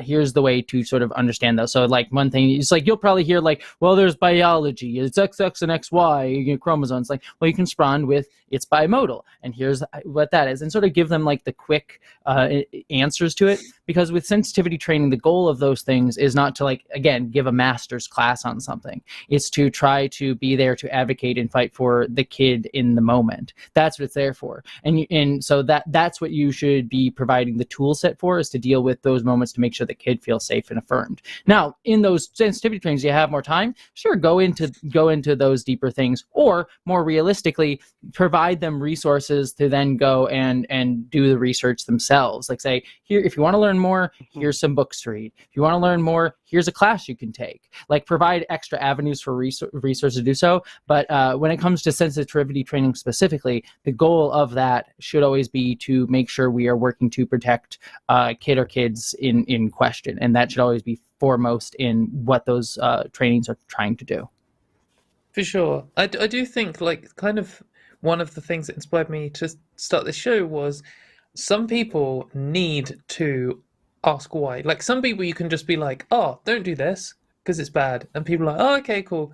And other people, when you say that, they want to do it. And they don't, it's not that they don't understand that it's bad. It's that they kind of need to ask why, and they need to ask all these shit questions. And I thought, like, if you're some kid coming out of school, there are going to be people in your class, teachers even, and other parents who want to ask all these horrible, like invasive, effectively abusive questions, even if they themselves aren't hateful. If you say, can you just respect this kid's pronouns? We're like, why should I do that? I don't care. And like, they need to talk to a trans person who can let them say all their fucking slurs and all that kind of garbage and just be like, mate, this is all ridiculous, like get a life, or explain to them why it's important. And I thought, hopefully that's what this show can do. And like ideally in sensitivity training, for me, the kind of thing I'd want is someone to turn up and be like, you know what, you shouldn't call people she-male, and here's why, because it's fucking garbage. And like, what else? What other slurs do you know? Oh, let's go through them all. Let's explain where they come from, because then it kind of gets it all out of your system. And like, you're just like, oh, now I really understand why this word is rubbish. Like, I wasn't going to say it anyway. If someone's like, can you not say this slur? I'm not the kind of person who would say a slur. But if someone's like, can you not say this slur because here's the history of it, and you want to ask some questions, then I think that, explains better. And then when I'm in a position where I'm passing this knowledge on to, my class as the teacher, then I will understand more if the kids, because some of the kids are going to be like, why can't I misgender everyone? Because then you can be like, well, now I understand because I've talked to a trans person and I can actually give you your own answer rather than saying, shut up, because people don't learn that way. So, but yeah. That's why it's important to have like whoever. Yeah. Sorry, Jesse, do your last thought, and then we're going to have to move on. Just why it's important whoever gives the sensitivity training is an expert, so they can answer those questions and tailor the discussion to the needs of who they're teaching for, which is what all teachers, whether they're teaching adults or kids, should be doing. So, Mm. Yeah, thanks for your call, Fiona. It's a good discussion. I hope that you can work out some kind of hair removal thing. Look at all the different options. There are different lasers which have different properties and side effects. Like, I didn't realize, but laser isn't just one thing. There's like 50 different lasers. There's also electrolysis. But yeah, good luck with it, and I hope it works out. But yeah, thanks for calling. Thank you guys so much, and have a wonderful day. Thanks, and you. Bye. So because we did say we'll try and talk to Jeremy. Jeremy, now is your chance. Are you there? Would you like to talk about here? Amazing, Oh, yeah. Jeremy. So you want to talk about the label queer? That's okay. Go for it. Yeah. So I guess to give a little context to my question, I'm a pretty typical cis male. I generally identify as heterosexual, but I'm not, I guess, fully heterosexual, and I'm not sure how to talk about that. Like, I'm very much attracted to typical types of femininity. I'm married to a cis woman, but we are poly and going back out into the dating world, and I'm interested in basically anyone who's femme presenting, regardless of any other biological or non-biological traits. That's now my wife, who is bisexual, pansexual. I have a friend who's queer. They've kind of keep referring to me as queer, but I don't feel queer. I don't feel that I fall kind of outside the norm. I don't feel that I kind of fit that. I feel like taking the queer label that they're kind of throwing at me kind of devalues that label as like in a way. So I guess my question really is like, what defines identifying as queer versus heterosexual, especially when we talk about sexuality being a spectrum? Is anyone who varies from a strict heteronormative lifestyle queer? Like, I don't know how to kind of think about that in myself in that context. I think for me, I think labels should be descriptive, not prescriptive. So if the word queer is something that helps you understand yourself and understand yourself better and help you articulate what you're feeling about your own sexuality, then awesome. You should use it. And if not, then I think that that's also totally okay too. I think again, it kind of depends on the situation that people are using it within. Like, if you're trying to explore your identity, I think it's about trying to find the words that best describe you. And I think that, like, the way you just described yourself as just being like, I'm interested in someone femme presenting, regardless of any other factors. If they're femme presenting, I'm into them. I think that that's a perfectly great way to articulate your feelings. And if you're feeling like, I don't feel connection to the word queer for whatever reason, whether it be, I don't feel like I deserve to be seen as marginalized because I'm not part of, like, I don't view myself as a person who's marginalized in our world today, or you don't think the word exactly fits your definition of how you think about yourself. I think those are all very valid reasons to say it doesn't really fit me, but I think it's just about articulating yourself. In terms of, like, other things too, like, there will be elements of, like, talking about queer as a community with, like, community that is facing certain marginalizations and certain battles that maybe you don't feel like you're a part of and don't want to devalue that way because you don't feel like you have to fight those fights or you have to deal with that marginalization, but still want to stand in allyship with the queer community, but don't feel like you're going to face that type of marginalization. That's understandable too. And that's an understandable thing to recognize. And actually, I think it's a really cool thing that you sort of recognize that there is an element of, like, you're not going to face these prejudices a lot of queer people will have to face. That being also said, on top of that, it's also one last point to just sort of go even higher layer than that, is that, like, our society tends to want to shove people into a box of being like, if you're seen as a cis heterosexual dude, you have to be with a cis presenting woman who is hyper feminine, and anything outside of that is going to fall outside of the norm, and there will be some level of, like, stigma that you're going to face. Like, I can't speak for where you live or how safe you feel or the communities you're within, but there will be people who will judge anybody who is, like, a cis dude who is attracted to a trans woman. They'll sort of be seen as less manly or something like that. And that is a stigma that you might face in the world for being open about those things. So there's an element of, like, you will face certain stigmas, and that does sort of place you in community with queer people. But again, it's there's no strict there's no strict line that you have to cross. There's no strict way that you have to be. I think, honestly, the very fact that you're asking the question and wrestling with it and trying to see where you fit within it and understanding the different avenues that it sort of can mean for you, I think is the actual valuable part. It's not about whether you find the exact words. It's about the fact that you're having this sort of wrestling with yourself and you're sitting with it and asking the questions. I think that's the most valuable part. Yeah, I appreciate that. I like agree with the thing Jesse said. Well, I mean, I agree with everything Jesse said, but I agree. Want to focus on the thing Jesse said at the start about prescriptive and descriptive. I think that like this is something I say a lot on the show. For me, there's like two reasons why I would care about the definition of any of these things and where the edges of them are. And one is if someone wants to describe their life to me, like if you want to describe yourself as queer because you feel it's important to your identity, that's cool. If you don't, that's also cool. Like, if we were friends, I would want to learn about you as a person. And if we're just randomly meeting on the bus or whatever, cool, tell me your things, that's fine. But that doesn't really matter to me so much on a general scale for a lot of people. But the other main reason that I want to know about these descriptors is for organizing and understanding who is being oppressed and why and how to stop that. Like the reality is that people are oppressed for their sexuality or the sexual orientation. I mean, people are also oppressed to some degree for being poly.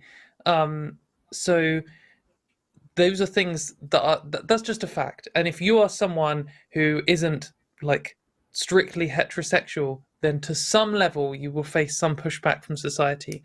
And maybe you live in a really good place. Maybe you're, straight passing. Maybe people don't know, whatever.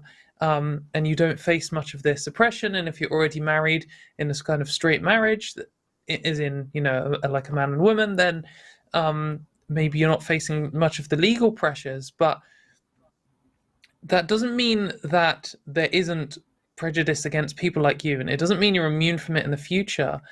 That this is all I'm really interested in. If you say to me, I don't really know if to count myself as queer or not, well, what I want to know is, are you someone who is facing oppression for the sexuality you are? Not just necessarily you personally, but people like you as a group. And the answer is yes. And so, okay, cool. Like, whatever you're going to describe yourself to me as, I just want a kind of a word to talk about people, which includes people like you who don't fit into the patriarchy rules and so will face some kind of pushback for who they are in a way that other people won't. So this is kind of where it comes up against the word queer, because the word queer itself, in how we use it today, is kind of to describe how people who don't fit into like cis heteropatriarchy, as in people who aren't just following the kind of 2.4 kids family unit, man and woman, men goes to work, woman stays at home, does the cooking or whatever. This is kind of a rule set that is forced onto people. And so when people say queer, they're kind of saying, like, I just don't fit into this. It's kind of bullshit. And generally it means my sexuality isn't straight and or my gender, I'm not a cis person, or a combination of them both. And I don't necessarily want to have to label it, because when you're saying I am gay, that's you're basically taking the kind of rules that are already there. You have men and you have women, and men love women and women love men, and that's the rules. And then when you say I'm gay, you're saying, well, I'm only really changing one of these rules. All I'm saying is that, I'm a woman who loves women, or I'm a man who loves men, or whatever. And maybe you wouldn't consider yourself to be really breaking the rules. You're just saying, the rules should just be slightly different. But maybe someone who would describe themselves as queer would be like, I don't even want to acknowledge these rules. They're fucking garbage. We should destroy them all. Anyone should be able to love anyone. Obviously, adults, consenting adults. But that's kind of the point of this word. And this is why this word's kind of causing such a stir, is partially because it used to be a slur, and still is in places and still used as a slur, but so are lots of words. So is the word gay. That used to be a slur. In my teenage years, it was still a slur. Me as well. But queer also means breaking the boundaries on the rules of sexuality and gender. And that is the thing people don't like. That is the thing that transphobes don't like. It's the thing that homophobes don't like. It's the things that misogynists don't like. They don't like people breaking these stupid societal rules that we've made up.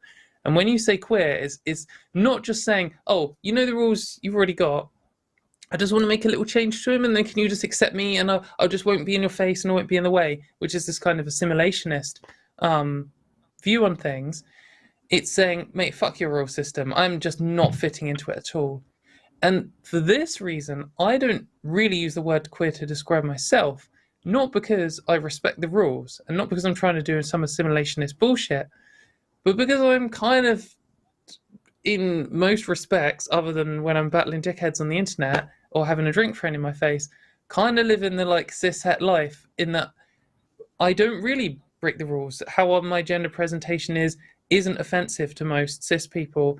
And, you know, I'm not poly, I'm, you know, not in a relationship, in a situation where, you know, people are, you know, seeing and being offended by it on the street and all this kind of stuff. Like, it's, yeah, so that's why I don't necessarily really feel like this word describes me. But when someone's like, I'm fighting for queer liberation, I'm fighting for queer people's rights, I'm like, well, I know what they're trying to say. They're trying to say people who are oppressed for these things, and that does include me, and that's fine. And I don't really care. I'm not going to fight them on that word. I'm not going to not use it because of that. I'm not. So anyway, that was a long roundabout way to say, basically, if you don't really feel like the word doesn't fit you, if you feel like the word doesn't fit you, that's cool. If you're in a situation where you're having to say to someone, hey, can you stop calling me queer? Just beware that some people are going to be like, oh, is this one of these assimilationist knobhead gay people who's like, I'm gay and not queer? Like, oh, I don't like trans people. Or you just be like, I don't necessarily feel like it fits me. But also, if you feel like, I don't really deserve this label, I don't think that's a good reason. Not, I'm saying you have bad reasons. I'm just saying, like, if you were open about your sexuality and being poly, and you lived in some kind of patriarchal, authoritarian bullshit, then you would be punished for it. You would suffer. So this oppression does apply to you. I don't know. That was a long rant. I'm starting to get tired. Nearly midnight. I hope that's answered your question. Sorry. And I brought you another definitional question. It was your third one tonight, right? Yeah. I guess the thing I kind of run into with it is, I guess I'm not so worried about how I label myself, but how I can describe myself to other people without in the shorthand, right? Like I'm going back out in the dating, creating these dating profiles, and I'm meeting different people. Just the F word, they're mate. like, well, what are you? And I'm just like, I don't know how to describe that. And then I say that to people, and they're like, oh, you're queer. I'm like, but am I? And like that's kind of what the word queer is for. That's kind of what it's for. It's like, you know, all these labels, whenever we try and make new labels, what we're doing is we're saying, okay, patriarchy, but with one extra thing. It's like patriarchy, but men are allowed to have sex with men, or patriarchy, but men are allowed to become women, or whatever. It's like, nah, fuck the whole bullshit. Just write, here's who I want to have sex with. Fuck the whole bullshit. Here is a list. That works for me. I also liked your definition. You said it before, just femme presenting person. I'm into femme presenting people. I think there might even be a word for that if you look it up. I don't know it off the top of my head, but like just into femme presenting people. We're debating that in the line Discord right now. Yeah. So you should be like, when someone asks, be like, fuck the rules, I want to have sex with you, or fuck the rules, let's be friends. I'm gonna steal that line. I'm just gonna be like, what are you? Why do we gotta worry about rules? I just want to fuck you. All right, let's go. Call it. Yeah. You know, maybe perfect some kind of build up, but maybe that works for some people. You know, if I was drunk enough, I'll workshop it. But yeah, thanks for calling, Jeremy. Thanks for hanging on the line. You're waiting for like an hour and a half. Jesse, I love the show. I love y'all, and take care. Thank you. Thank you very much. Bye. So that was our last caller. We did loads of callers, but we still have the funnest part of the show to go, which is a super tally chat. Up who wins. Yeah, tally up who wins. If we get 25 votes total, then next time Jesse and I are on together, we'll have to do what whichever one of us loses has to do some kind of Star Trek Star Wars theme thing. We didn't say that last time, did we? We might have said that last I time. think somebody owes somebody an outfit. I think that you might I think have. you do. You owe me a Star Trek outfit, I think is what it was. Do it. Yeah. Yeah, and I've turned up in my Star Destroyer. Well, Maybe- if I so lose how this am I time, I'll gonna wear make my this better? Star Wars. I'll wear my Star Wars. Well, next time we meet, you have no matter what, you have to wear a Starfleet uniform. If you lose this time, you have to wear a sign that says "Star Wars sucks" on that uniform. If I lose, then I'll wear a Star Wars outfit next time. I've been enjoying I'll tell the you Twitter what, challenges. I'm just saying the Twitter challenges are pretty good. I don't know about this whole dressing up in Star Trek. I feel like you two want to do that anyway. But a Twitter I don't challenge wanna where the do it, loser but I'll has to fucking start do a tweet with I was wrong about @JK Rowling, and then you can finish it however you like. Would be hilarious. No, that one's too far. That's too. Yeah, that'll yeah. You can turn it into an insult. We did it with Matt Walsh. It was amazing. Yeah, but Matt Walsh is like cartoon villain. J.K. Rowling is like a credible political force. So, I mean, I know Matt Walsh is kind of a credible political force, but like, he doesn't live in my country. In America. He's a fucking cartoon character, isn't he? You should see. He's a cartoon character. You should have seen how much he got owned by even I think it was a Republican state legislator that just owned him completely the other day. It was great. Yeah. What's your experience? And then he was like, "Well, nothing. Common sense. School of hard knocks, mate." And then he posted it on his own, and he was like, "I just destroyed them," and everyone's like, "You look like a fucking idiot." He's a nonsense man. He's a nonsense man. Well, yeah, Rowling has more cachet and cachet in people's hearts. Like no one has adoration for Matt Walsh. People will follow him, but they don't have adoration for it. Whereas people have adoration for J.K. Rowling because like he on made his children's little books. computer game character sliders, he put all of his points into confidence, and it didn't really bother him anything else at all.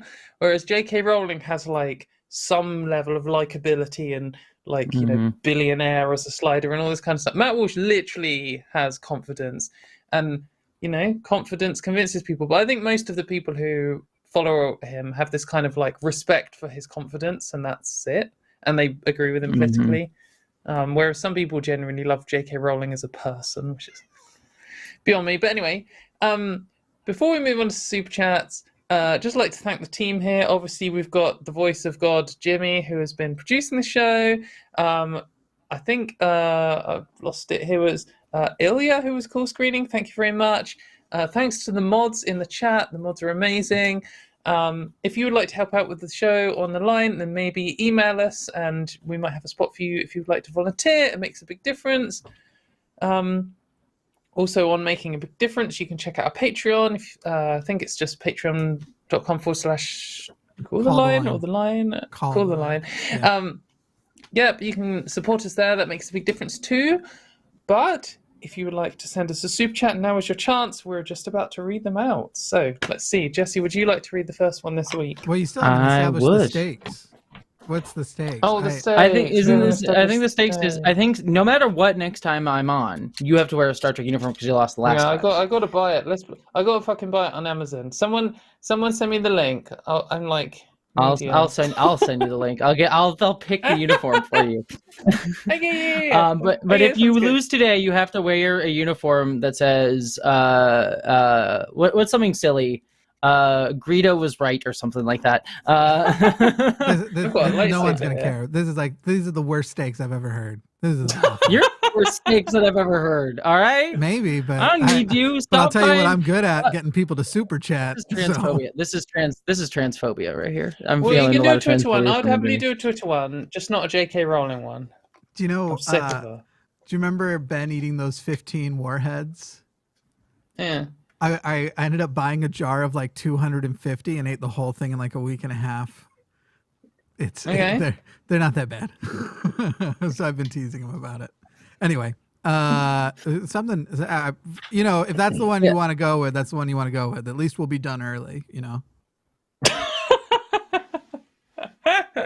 We'll figure something. We'll figure something out. There'll be some mistakes. Yeah. Someone will super chat one in, and then we'll pick that. Yeah. All right. Well, Yeah, either way, go you for have it. to wear a Starfleet uniform next time. shall. Puck says, "Have to say I love you, Jesse. You have learned in Old Jedi why Star Trek is a thing. Hell yes, I will convert you into Star Trek. That's my trans agenda, to make Trekkies of everybody." So, and I think that's a team Star Trek. Something is No, wrong. no hashtag, no point. No. That wasn't worried about that. Something is wrong. There's not the thing isn't doing the thing. I actually think I think that chat is from last time you were on. Also, I don't even think that's for today. Let me see if I can. How is that force things possible? Well, that's because a really long time. Because I don't update the I don't resave unless I make significant changes to the default things here. So I'm just trying to figure out what the problem is. Have we gotten it fixed? There's a new one. There we go. Okay. Australian 1069, nice. From Beheaded Kamikaze. Is it wrong for people to prevent others from playing the wizard game because JKR? We did this discussion at the start. Go back to the start of the episode. Check this out. I mean, it depends what you mean by prevent. If you're locking someone up in a cave underground to stop them, then yes, that is not okay. Katy Montgomerie condemns. Hey, if I get usually just to be clear, trans people are not saying that you can't play the Hogwarts Legacy game, but that you shouldn't, and what we feel about it is, I guess, the way to put that. NCC 17's 1- let me make sure. Okay, James Call, says NCC 1701-D could smoke anything from mayonnaise plus anything for mayonnaise. I'm assuming you're saying the Enterprise D could beat anything with mayonnaise. Plus, Geordi could configure it to squirt mayonnaise. Yes, he could. Hell yes. The Enterprise D is the NCC 1701-D is the is the ship from Star Trek Next Generation, the Enterprise. So. Okay. Very cool. And yeah, he could make it squirt mayonnaise. It's great. There isn't mayonnaise in the Star Wars universe. 1069 from Beheaded Kamikaze. Oops, I forgot. Hashtag Team Star Trek. Oh, it's begun. Boop. Boop. That's a point. Come on, Team Katie. You let me down last time, but you won't let me down this time, right? What's ironic is I literally shot a Star Wars video yesterday in Rebel cosplay. So, apologies if I say your name wrong, but Naro Pasaka? I probably screwed that up, so apologies. Oh, hey, Jesse, your face looks like it healed up really pretty. Hashtag Team Star Trek. Well, thank you very much. As a lot of people know, I had a facial harmonization surgery just 7 months ago, 8 months ago, somewhere in that range. So still technically in the healing phase, but it's going well. Yeah. I like that term because it's when you say feminization, it's just what does feminine mean? I like the term harmonization better. I think it's a nice term, and I actually learned that from my doctor. My doctor was the one that said harmonization, which is usually weirdly the doctors are the ones behind on the terminology. I find of the inclusive terminology. I call my one Headbanger Face Rip, which is a good Municipal Waste song. Anyway, next. That's a great one. Poppy is very hungry. $10 from Elizabeth Chris. Hashtag Team Jesse. Hashtag Team Start Anything. Hashtag Team F Jimmy. I agree with all of these. You wouldn't if you actually knew what F Jimmy means. That's literally how people tell me they love me on this channel, because I've expressed that I'm very uncomfortable with compliments, and so there's been a whole meme of saying "fuck Jimmy" or "fuck you, Jimmy" as a compliment, and so. Oh, so you've turned this around. Whenever I'm insulting you, I've been complimenting you. Think about how genius that is. I only ever said to compliment you, definitely. Yeah. I'm now impervious to insults in the comment sections because I can just assume they all love me. Well, don't assume that with me. Don't ever. I do not consent to that. I'm gonna publish our DMs. Oh, God. You haven't got DMs because she doesn't follow you on Twitter. It means nothing. It's just a funny thing to say. We going to the next one? Yes, please. I guess. Sorry, I'm figuring out. Okay. Do your job, sis. Oh my God. 10 euros from Beatrice Alambert. How can we remain educational in the face of this anti-trans hatred? Everyone take care of yourself. P.S. Star Trek fan doesn't regret 6 of 9 movies. Hashtag Team Jesse. I'm not Jesse, quite you sure what brought that your one means flipping because fan base out. I did. There's 13 Star Trek movies, so I'm curious what they mean by 6 of 9. Well, It's interesting. maybe isn't 6 of 9. This is going to be a really weak attempt. 6 of 9 is 7 of 9's younger sister. I don't know. Next.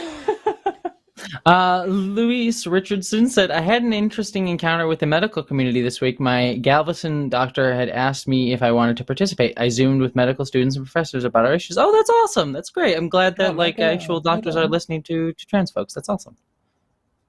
Yeah. Wicked. That's how you remain educational, if that's a word. Just gotta keep doing it. That's how we win in the long run. $6 from Arrow Ace. I love watching you both on the line and on your own YouTube channels. Follow us both, please. I both love Star Trek and Star Wars, but have to give it to hashtag Team Star Wars. Finally on the scoreboard. Thank you very much. I will Can say you Star say Wars Andor was the best piece of 4-1? anti-fascist media I've ever seen, so it's great. Is it? If you've not seen Star Wars Andor, you should. It's frippin' fantastic. It is so anti-fascist. It's like, it made me want to go out and like punch Nazis right after I watched every episode. Not that I don't feel that generally, but it like got me hyped for it. Anywho, Light Halcyon said, 2 of my favorite ladies on the line this week, but I gotta go with Team Jesse this time. Aw, thank you, Light Halcyon.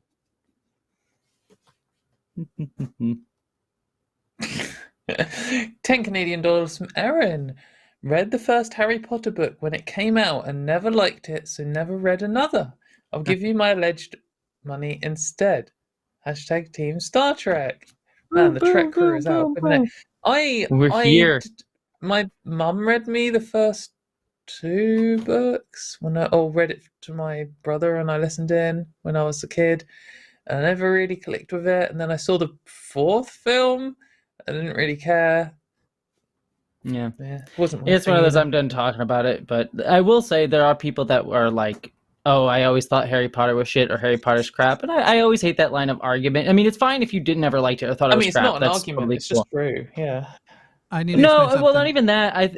I think there's just some people that were like, well, J.K. Rowling is a bigot, so we have to justify understanding that by saying everything she creates is awful. I don't like pretending someone's art is bad just because they're a dickhead. I mean, if I did like, that, there's shitty things in Harry Potter for sure.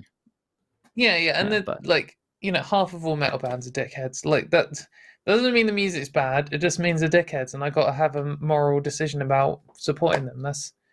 The music's still good. So yeah, I need to explain something to the audience because people keep sending statements that are like things that are references to greater memes on the channel, like the F Jimmy thing, and now here I'll give you my alleged money instead, which is a joke we make about Canadian dollars. You have to understand that Katie refuses to watch any other programming on the channel. She says it's all a bunch of shit and is super mean about it all the time. She's like, why would I waste my time watching any other show? So she doesn't know these memes that we as a family here at the Line have built together. I'm not even watching this show right now. I'm actually watching Star Trek in the corner of my computer right now as we're doing this. So I'm not playing it right now. I was playing on my Steam Deck for most of the show.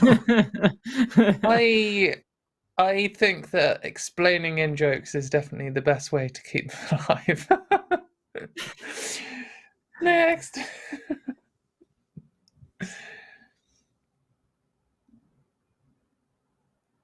Hopefully. There we go. Apologies if I get your name wrong. Denum? Apologies if I probably missed that. Fabio had us in the first half, not going to lie. I'm so grateful that he wasn't the caller I was worried he was going to be. I mean, I won't judge. I was taking his questions in good faith. I will say a lot of his questions felt like a line right out of Matt Walsh's What is a Woman? Like they were trying to like trap us in the question. But maybe he just giving him the benefit of the doubt. Yeah, giving him the benefit of the doubt, answering his questions in good faith. I would say I'm still worried that was a soundbite mining operation. Yeah, I'm sure. I'm decently sure that was the goal, which is what Matt Walsh's film was. It was quite literally asking questions and then taking answers out of context to make trans people look bad. But take them in good faith, and we have a recording. It's more complicated than I thought originally, and that is a concession to the entire, like, if Matt Walsh had the ability to say something like that, then his entire thing would fall down. So yeah, we got the quote, really, didn't we? $10 from the Grumpy Gardener. Yum yum yum cream. Fuck off. Yuck yuck yuck. Disgusting slimy mayo. It's the creamy most mayo. disgusting Put it compliment all to over chips, me. I'll bathe in mayo. salads, or eggs. The way it slides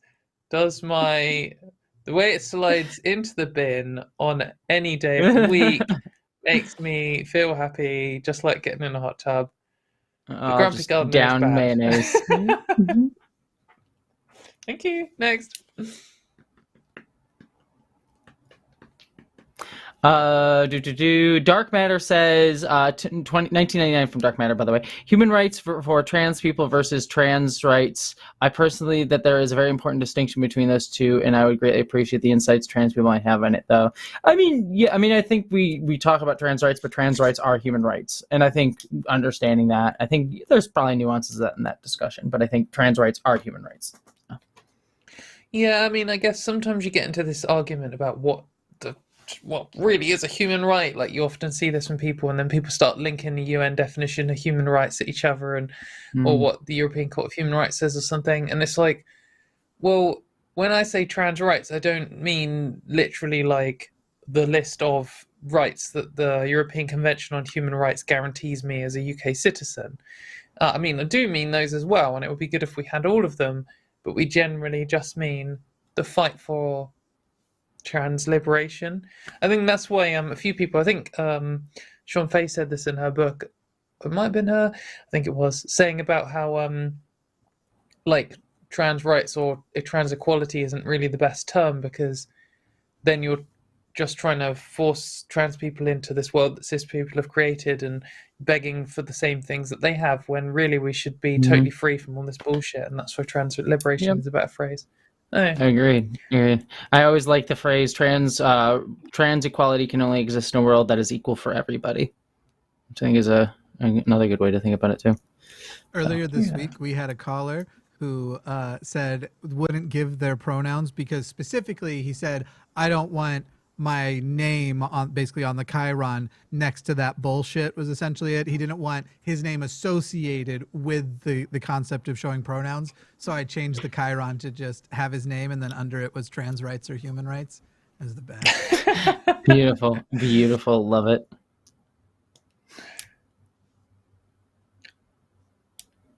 Is it me? $5 from Trinity Essex. Rest in peace, Brianna Gay. # Team Turf Wars. Yes, definitely. Bad times. I'll talk about it more on Turf Wars if you want to tune in on Monday. But yeah, it was really heartening to see all of the vigils that people held. There was, even vigils in other countries. Even so, that's pretty. It's pretty big. It's good stuff to see people coming together after something so horrific. Yeah. Agreed. To move on from that, though, again, I wish to echo what Katie said. 1999 from the Squirrel Nest HH says, first time getting to watch live. Love the show. Should you leave the creases in your trans flag? # Team Kitty on stream. Yeah, I think asking trans people to iron their flags is transphobia. Quite really. I saw your tweet earlier on this. Yeah, exactly. No, we leave your creases in your flag, mostly just so I don't have to iron it. I'm too tired. This is the difference between queer and cis heteroassimilationists, you see. Like, if you iron your flag, then you're trying to fit into the straight you're trying to world. conform. Yeah. Leave the creases in. You're trying to be nonconformist. Screw it. We destroyed their system. Wow, amazing. Thank you very much. That is very kind, Larry Fishman. $100, amazing. Really appreciate your support, and thank you very much. I have a tentative diagnosis of gender dysphoria, induced dissociation. I have to meet with a specialist in a few weeks to be sure. It turns out that it is not normal for high-functioning autistics to feel like we're alien parasites in the wrong meat bag. Hashtag Team Katy. So this was something, I think it's dissociation. This was something I slipped up on getting the exact right words last time. But let me just double check for you. But I have heard of this before. Let me just double check. While you're saying that, I will say I love the language of we're not alien parasites in the wrong meat machine. That's a very evocative and nerdy as hell phrase.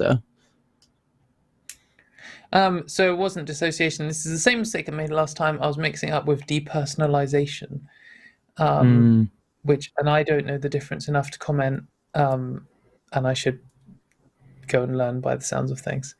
But yeah, good luck with that, Larry. I hope that you get the diagnosis and help you need, and I will find out about the difference and learn, and then hopefully we can have a discussion about it in the future. Yeah, Larry's a great channel supporter. Larry, definitely let us know what. Give us the follow-up. Katy, don't you wish that instead of one $100 chat with a vote for you, Larry had sent $25 chats with votes for you? Yeah, but thanks, Larry. It means, it's good. Well, it's just one vote. And speaking of which, $5 from James Call. Jesse, tap that icon on your chest. I want to do the cheap hashtag Star Trek. So yeah, let's just do the little click of the communicator. The click. Cheap. Yeah, it's like a little chirp. It's cute. It's very cute. £5 from Pancaking On. I think Pancake Day's coming up soon, isn't it?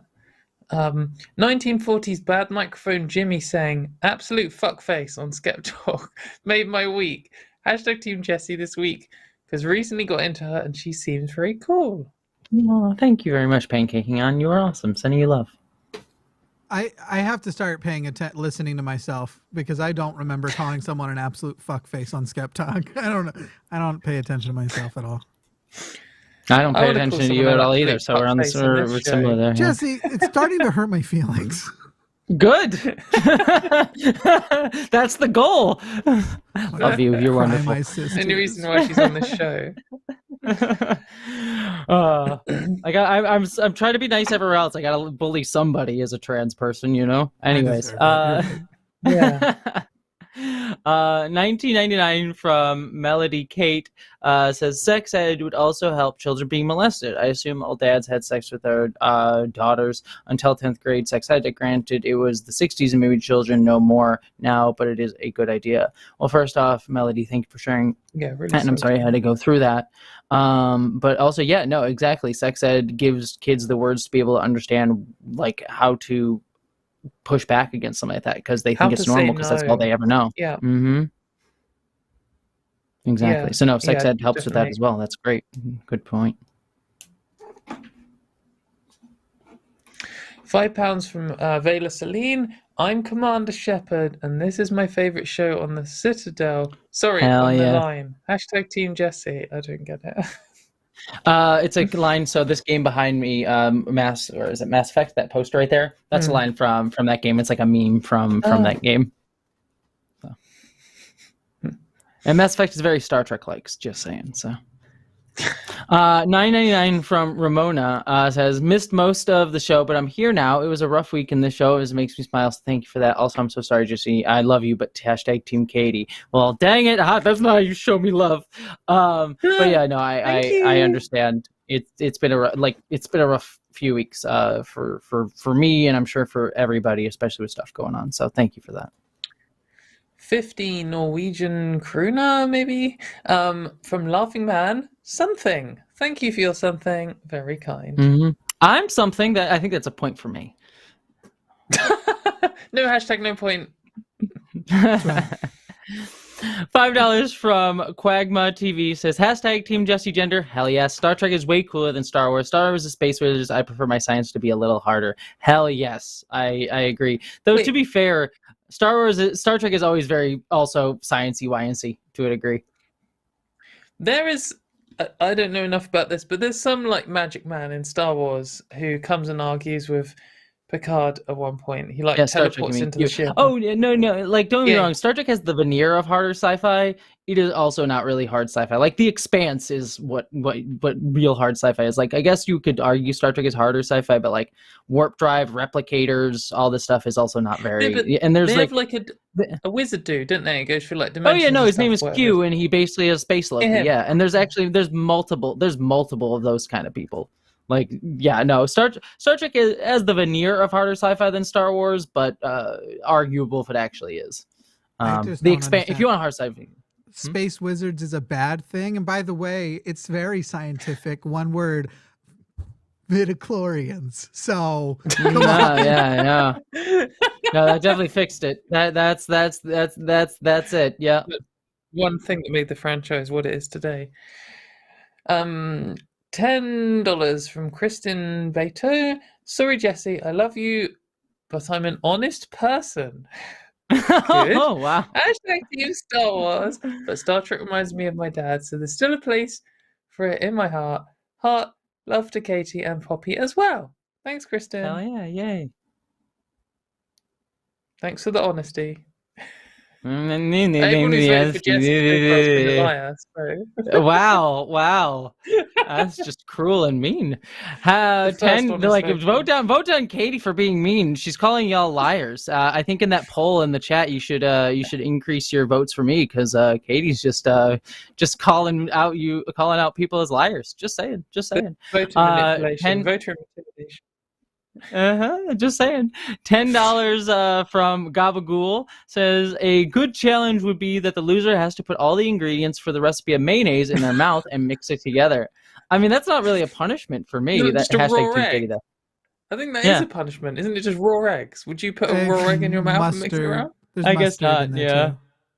I would I would do that with all of the ingredients cooked. I'll eat a boiled egg and some mustard. Yeah, I'll eat a boiled egg and mustard too. I like how you're establishing like, this isn't a bad one either. But yeah, sure, let's make this also the stakes, the thing that no one cares. We could see who can deep throat the most eggs.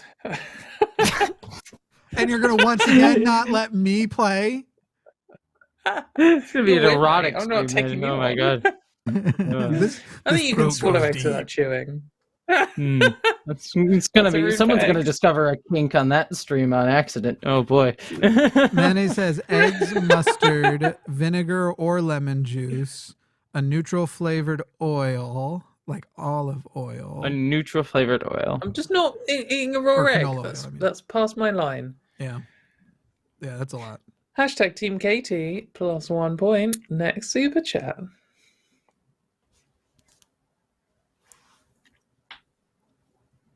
Maybe. Well, it takes me a second. I was looking up the recipe of mayonnaise. I gotta go back. Do your job, all right? Wasting time on this channel. If mayonnaise didn't exist, that would have been a much swifter transition. Is this me? Come on. If you had a trans person in charge, the transitions would be so quick. We know about transitions. Arden's training right now. Stuff. Arden can be the producer once she's got it all locked up.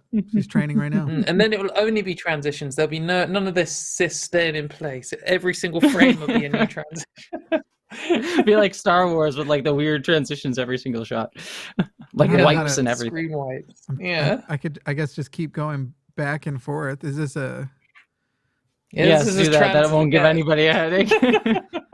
This is trans art right here. Is it me? I think it's me. £5 from Faye. I would have loved to vote Team Katie, but you picked the dark side. So hashtag Team Star Trek. What is the best Star Trek species for both of you? For me, it's the Trill. I adore the Trill. They're my favorite for very obvious reasons, but the Trill are my favorite. My favorite is the Ferengi because they have the most in common with gender critical people, and they're the people I talk to most. Females! Patriarchy is innate! I probably don't say that, but that's what they think. That's what Mayor Forrest wrote her blog today. Anyway. Did she? Yeah. Hey. Yeah. Live chat, you've got like 2 more minutes to vote in the public poll. Vote me. Katie called you all dirty liars. You should vote for me. She's already got 11 votes. It's not necessary. Is it me? $10 from Nate. I think it's you. Yep. Not that Star Trek isn't good, but space wizards are so much better. Through victory, my chains are broken. The Force shall set me free. Hashtag Team Katie. Hashtag F Jimmy. Disappointing. The F in F Jimmy actually stands for female, and they're all egging you on to transition. The number of people that have tried to crack my egg, and then it's that, and everybody who insists I have ADHD. This is not new for me. I'm a secret closeted trans ADHDer. Well, we have Puck, who also gave 50 cell. What is that? I don't even know what that Swedish monetary is. krona. Swedish Corona, thank you. Blame me for being an idiot American. I have to write a new one, so I don't have to read my old chat. Still, though, hashtag Team Jesse. Hell yes, Puck. You're wonderful. Thank you for showing up. Puck shows up. Puck shows up.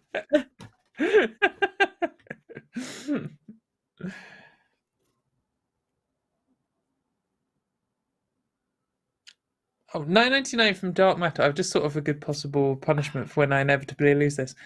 The joys between Katie and Star Trek was not an easy one.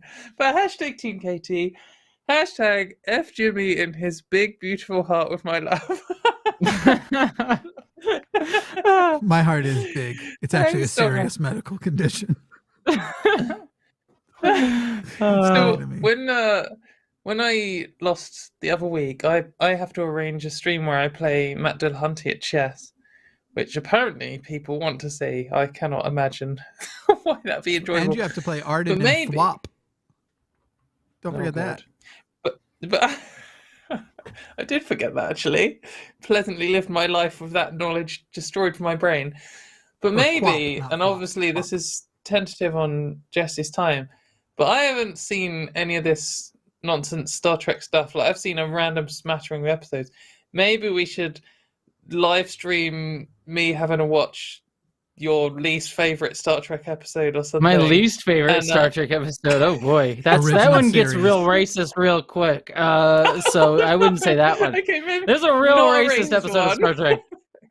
Yeah, we can pick a fun non-racist episode, and I have to get through it, or the worst film or something, and we can have a session, and then you can expose me to all this. How about you just pick an episode, but every time you want to tell me a fact, you get to stop it and tell the fact, and I have to listen. All right, I'm here for that. That sounds like a lot of fun. 5-hour stream. You'll probably take like it'll probably be like a day-long stream. Wrap yourself in. All right, we'll do a charity watching Star Trek with Jesse. I would be down for that. That'd be a lot of fun. We have $69.69 alleged dollars from Neil Armstrong. This is the way A's a Mandalorian hashtag Team Star Wars. As a Mandalorian, there we go. I couldn't for some reason I just read that as A's. I don't know why. As a Mandalorian hashtag Team Star Wars. Thank you, Neil. As alleged money goes, very generous. Katie wins the live chat poll. Yes, pulling it back. Come on, guys. I like that. I'm up to 11 now. We got to we're trending to hit past 25 points without stakes. People just want to see one of you lose. We'll do a charity live stream where I have to watch Star Trek if I lose. Yeah. And if I win, then we'll do a charity live stream where Jesse has to watch me play Pokemon cards. Oh, okay, yeah. Well, I'd watch it. Oh, yeah. Let's watch the Phantom Menace. That'll be amazing. Yeah. Oh God. Please don't disappoint me, chat. Do you want to watch the Phantom Menace again? I don't think so. I don't know why I suddenly got an accent halfway through that sentence. 5 pounds from Freya Coulter. I am so late, so about to catch up, but I am hashtag Team Jesse. Hell yes, live long and prosper. Oh, I saw a thing from one of my favorite transvestigators. It was a hand symbol. I think it was this. And they reckon this is the secret Hollywood EGI, which is elite gender invert, which is a slur for trans people.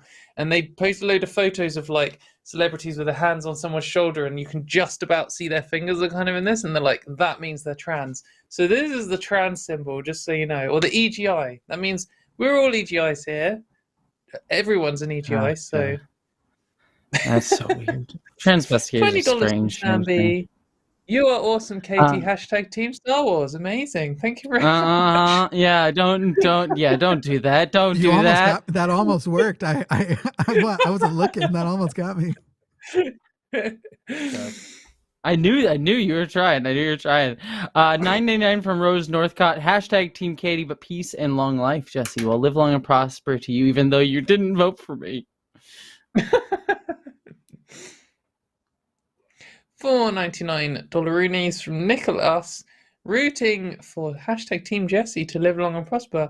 3rd star to the right and keep shining. That's a great quote from Star Trek. I also think it's a quote from somewhere else. 3rd star to the right and straight on till morning. $5 from Larry. I will award another vote to the host that recognizes the origin of this science fiction reference. Who are you? What do you want? Why are you here? Is it Back to the Future? Is it? I don't know. I don't know off the top of my head. It sounds like something the Doctor would say to Marty coming back. Or something. I don't know. Like when he's living in the past. I don't know. Oh God, I'm an idiot. I should have known this. I looked it up. To be fair, so don't give me a point. It's Babylon 5. It's the questions that are asked by the different like big eldritch races in Babylon 5. I should recognize that because I have a Babylon 5 podcast. But yeah, I didn't catch it. So. This man gets the point. I get your trans point now. Just casually revealing that you have a Babylon 5 podcast there. I do have a Babylon 5 podcast, yeah. Everyone should go and listen to it if they want to hear Babylon 5. It's a great, we talk a lot about, it's a Babylon 5 podcast, but we talk a lot about modern day fascism, because the Babylon 5 is a lot about fascism and rise of fascism. So it's a darker podcast, but we try to have fun. Anyways, so. $10 from No channel her, bro. No channel here, bro. We got it. We got that. Hashtag Stargate. I think we said this last time you were on, actually.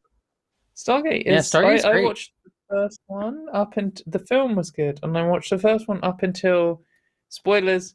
Up until they got rid of the Goa'uld, and then I thought it was not as good, and I stopped. Oh, see, after the Goa'uld leave, I actually like the final seasons, because then the enemies become space evangelical Christians, and I actually thought that was like cool. It actually fixes the big problem. My big problem. It is, but I mean, it all kind of is magic. My big problem with I love Stargate Atlantis is my Stargate, by the way. I love Stargate Atlantis. It's the best of them all. But the problem with SG-1, I love that series so much, but it does sort of code. The Goa'uld are sort of coded as like, it makes like, it feeds into this narrative of like other people's religions are like aliens, and like codes like people's religions is like aliens, like feeds into that sort of racist idea of like ancient cultures besides white cultures couldn't have built the pyramids because aliens did it. Again, that's kind of baked in the premise, and it sucks that it's there, and I don't think it's overall the intention, but it's a problem. And I like the last 2 seasons of the series specifically because they made it space evangelical Christians, which seems a much better critique than like Egyptian mythology is all aliens. At least it's not Battlestar Galactica, which is literally space Mormons. Yeah, though I love Battlestar Galactica, but yeah, that is, yeah. You shouldn't. Well, oh man, I'm going to tell you the dark Mormon things behind Battlestar Galactica another time, and you'll be like, well, this ruins the whole we'll have thing to talk for me. about it. We'll have to talk about that, yeah.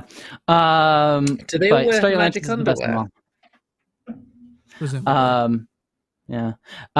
Space. I was gonna say Space $13.99. From Rebuswind. I missed the show due to work. I was trying to call in about which is worse, fake ally or genuine foe. Would a fake ally with a big platform still help the narrative by making some positive view popular? I mean, it's hard to quantify that, because it's like if someone's doing the work to like show up, I don't really care about like labeling them ally or not. It's like I'm gonna judge their actions and what they're doing. So like if they're doing good work, then that's what I'll kind of focus on. I don't know. What I do think is worse is that I support trans rights, but I just have some concerns about allowing males to self-ID. Like, those people are just as bad as the genuine allies, but trying to hide it and not sound as bigoted. So they're liars as well as being dickheads. Yes, agree. Yeah. Anyway, 6969. Nice. Swedish Corona from Robin Talstig. The best sci-fi show in the world is Kenny Starfighter. It's in Never heard of Swedish, and I don't think it has been showed outside Sweden. Hashtag Team Katie. Thank you very much, Robin. Robin, it is now your life goal for the work of your entire human energy is to translate this so that us non-Swedes can watch it. I'm here for it. I would love to watch it. Sounds great. $10 from Nate E says, "Call me Anakin as I'm bringing balance. Hashtag Team Katie." You realize Anakin was a fascist, all right? Just saying. Just saying. But he had a deathbed conversion. That He was totally a baby fixes, murdering fascist. that fixes all the genocide. No. He really loved his son at the end. Good for him. Screw him. I'm glad he's dead. It's like the people who are like, but Hitler liked German shepherds. Why are you trying to make Hitler work? Why are you here standing for Hitler? Yeah, no, Anakin sucks. He goes from a little incel boy to baby murdering fascist. So yeah. $10 from NF Plays. I'm a fan of both of you, but I have to go with Jesse and hashtag Team Star Trek. Hell yeah. NF Plays with my heart. $5 from Nyaropska. I love Trek, but it's not hard sci-fi. It's sci-fi kitchen sink. B. Alana even sees Afterlife once. Maybe in a dream? Yep, that would be the Team Star Jesse, Trek Voyager hashtag- episode Barge of the Dead that B'Elanna visits the Klingon afterlife. It's a really great episode, but yeah, it does sort of end on He was maybe such she a actually fucking did nerd. go to Klingon heaven. I need a button. I know that the just exact is- episode. It's just a button I can hit periodically with you. It happens with Forrest and Erica as well. That just I press it and it goes nerd. Yeah, you need that Mhm. Simpsons moment. Also, that episode that she mentions there, Spock's brain, would be actually one of the fun episodes to watch, because that's a one people consider so bad it's good, because that's the one where Spock's brains get Okay. stolen. It's a fun time. Oh yeah, we should watch that one. $10 from Nate E. Hashtag Team Katie. Thank you very much. Fun fact that ISD Imperial Star Destroyer. I'm glad I know that and not you. It's 1.2 kilometers long, and Vader's flagship Executor is 5 kilometers long. Yeah, they've got some cool big size spaceships. It's, Man, they just need to show off their fascist stuff. You know, it's all about the projection of power, not actual with the power. We just need a tiny small little balls. ships. Mm-hmm. You Just made like me fashion. laugh.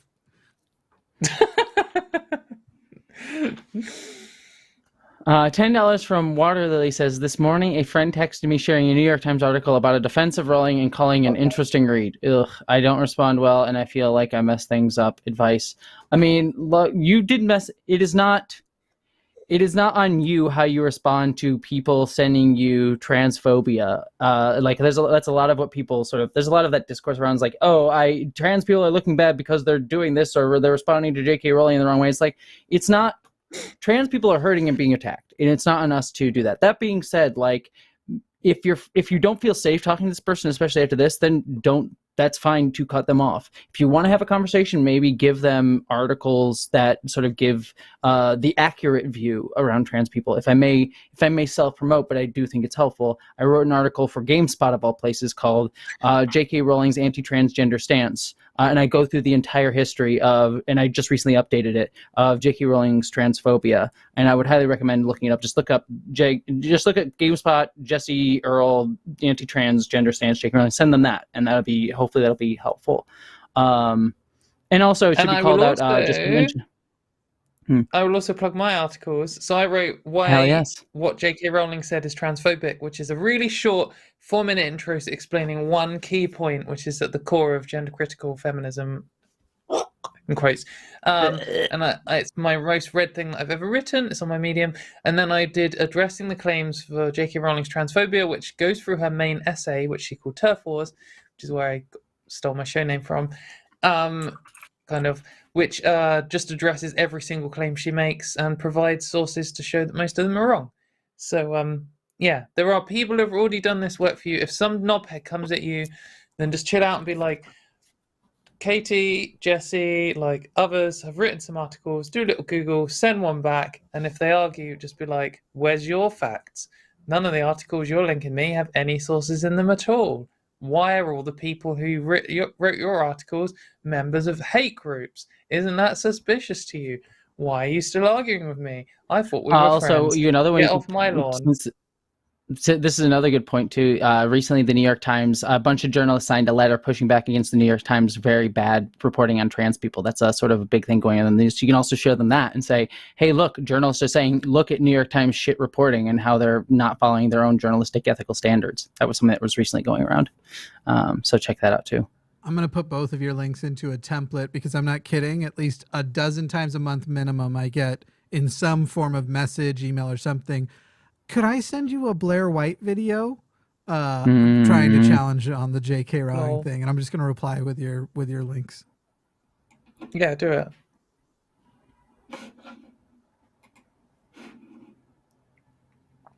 $5 from Larry Fishman.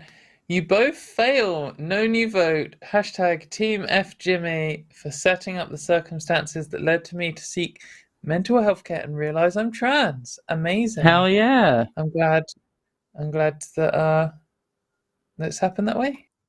It's Jimmy, nice to you be did one recognized as the good real thing. hero You of did the one show. good thing. Yes. Jimmy, You trans someone. You are an honorary trans rights activist. Violent male. I am the superior ally, totally untainted. Now, if the two of you could keep doing trans labor to make me some money, could we get this clip on and moving along?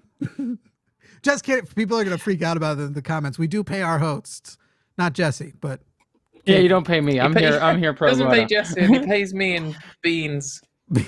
Pays me in exposure. Well, it's hard to. It's easier to convert dollars. It's easier to convert dollars to beans than it is to pounds. Is it your Hogwarts Legacy article? It's the Hogwarts Legacy one. It focuses on Hogwarts Legacy specifically, but it does have like the first whole section is on her transphobia and going over that history. Anyways, $10 also from a Sean Nate video, by the way, I recommend. Oh, Sean's video is great too. Yeah. Basically, all of Sean's videos I recommend. Fun fact, #fun fact, Starkiller Base was built on Ilum, which was a holy site to the Jedi and the source of my Padawan Kyber crystals. Oh, that's awesome. Hell yeah, that's really cool. That's not a vote for Team Star Wars, by the way. There's no hashtag, doesn't count. Team well, it's a vote fact. for fun facts, yeah. Yeah, it's a cool fun fact. I love it. I'm only 3 behind now. I'm only 2 behind now. I can pull this back. We've only you got are so far two ahead. votes left.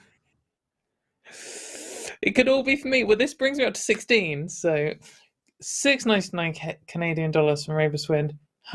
#Team Katy. Guys, we can do this. We just need a couple more. We can get 4 more votes in and then I can go to bed. Glorious winner, knowing that Jesse has to watch The Phantom Menace with me. Team Katy. I love Star Trek more, but I need to be in the dark side today. Insufficient balance always invite danger. You don't need to have balance to the Force. It's fascist propaganda. No, I think Rebus is trying to unbalance. What you're basically saying is if you have a Jedi on your new show, you need to platform them against a Sith. That's just the way it's like, yeah.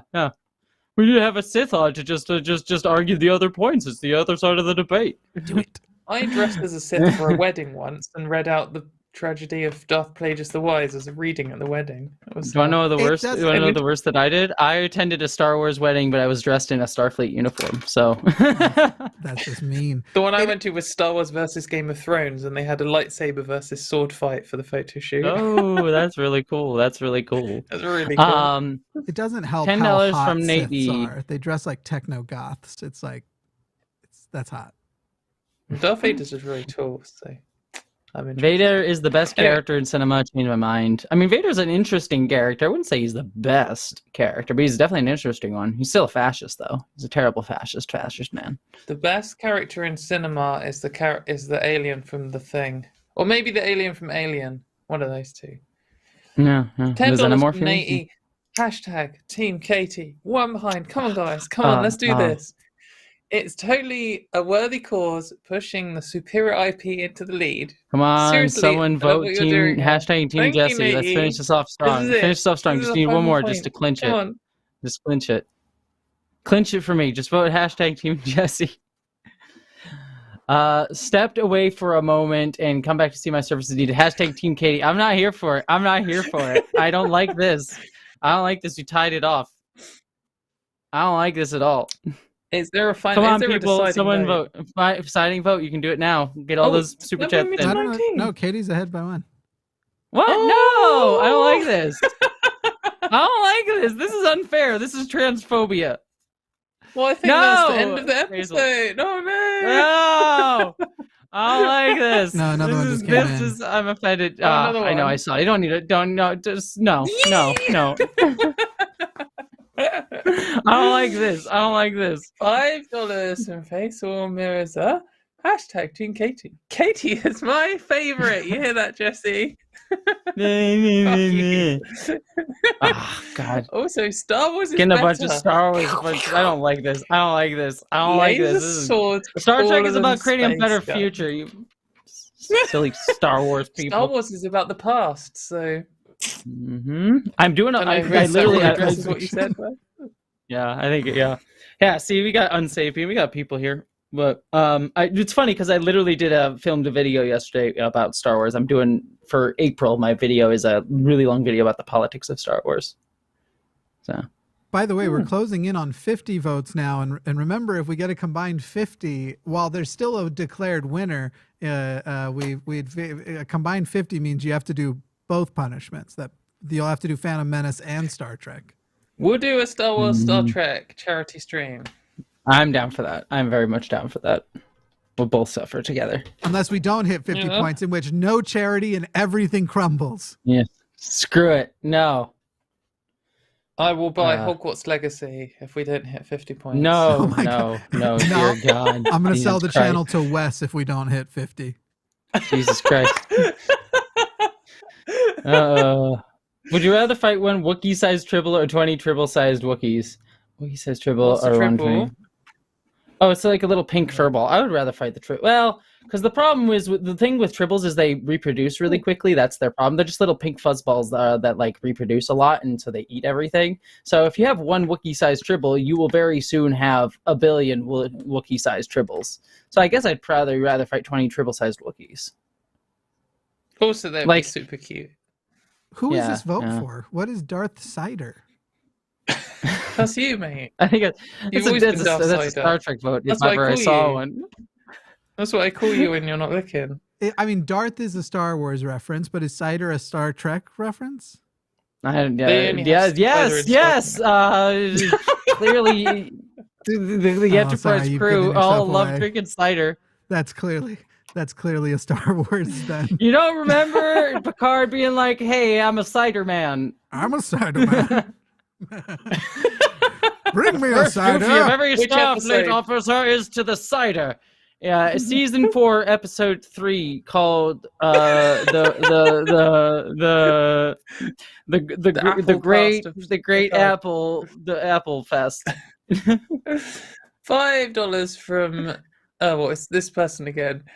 No channel bro. No channel here, bro. Hashtag Team Katie, yay! Thank you very much. This person. I get your name I think every it's the time. same. I think it's the That's same fine. people just voting for you, just over and over and over again.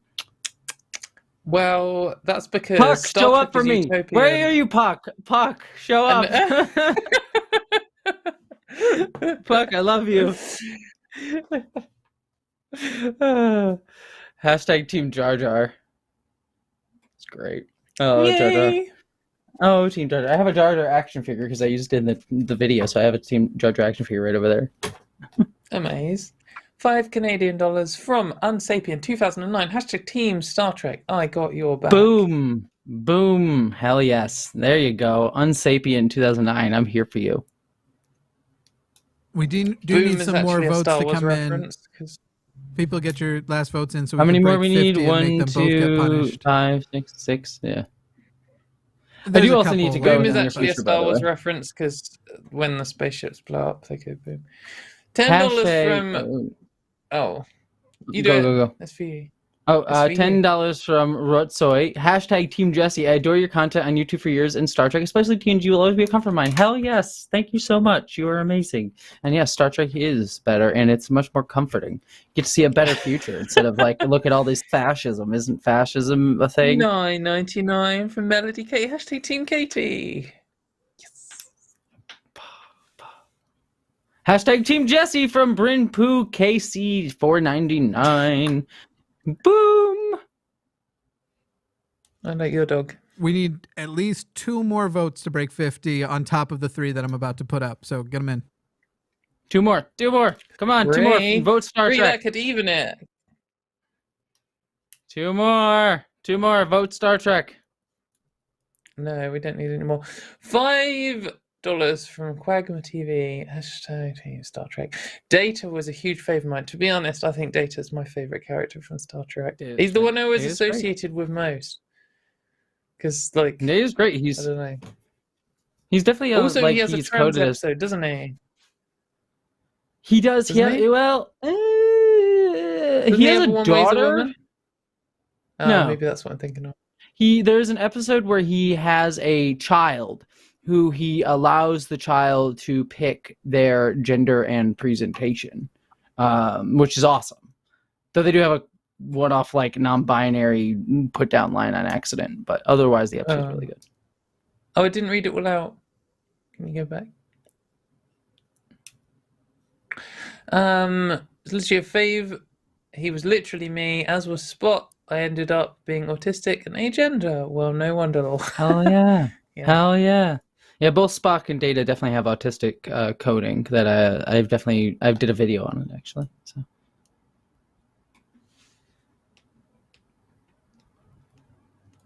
Hashtag Team Katy from Nate E. I want to see both punishments and also Star Wars is better. I say this is like an actually big Star Wars fan. So. Puck, No, there we are. Puck shows up. Puck shows up. Puck's got my back. I'm here for you, Puck. You didn't even know what currency Puck had. I don't care. Puck is great. So, 5.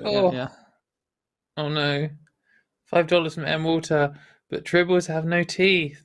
Hashtag Team Star Trek. We're 1 point short. End of the show. Sorry, everyone. I win. No more punishments for me. Oh, look at that. $5 Canadian from Unsapien 2009 and hashtag Team Star Trek. Boom. Tied it up. 25 each. I can't believe it. We've never seen. Oh, look at that. Look at that. $10 Canadian from Nilly Wilson. Hashtag Team Star Trek. Easy pick. Interesting science fiction versus space soap opera. Hell yeah. The last episode of the Transatlantic show. Never going to do it again. Thanks to the betrayal. Oh, look at this. $4.99 from Bryn Poo KC. Again for Jesse. Hashtag Team Star Trek. Also, by the way, hey, Kaylee, good to see you in the chat. $5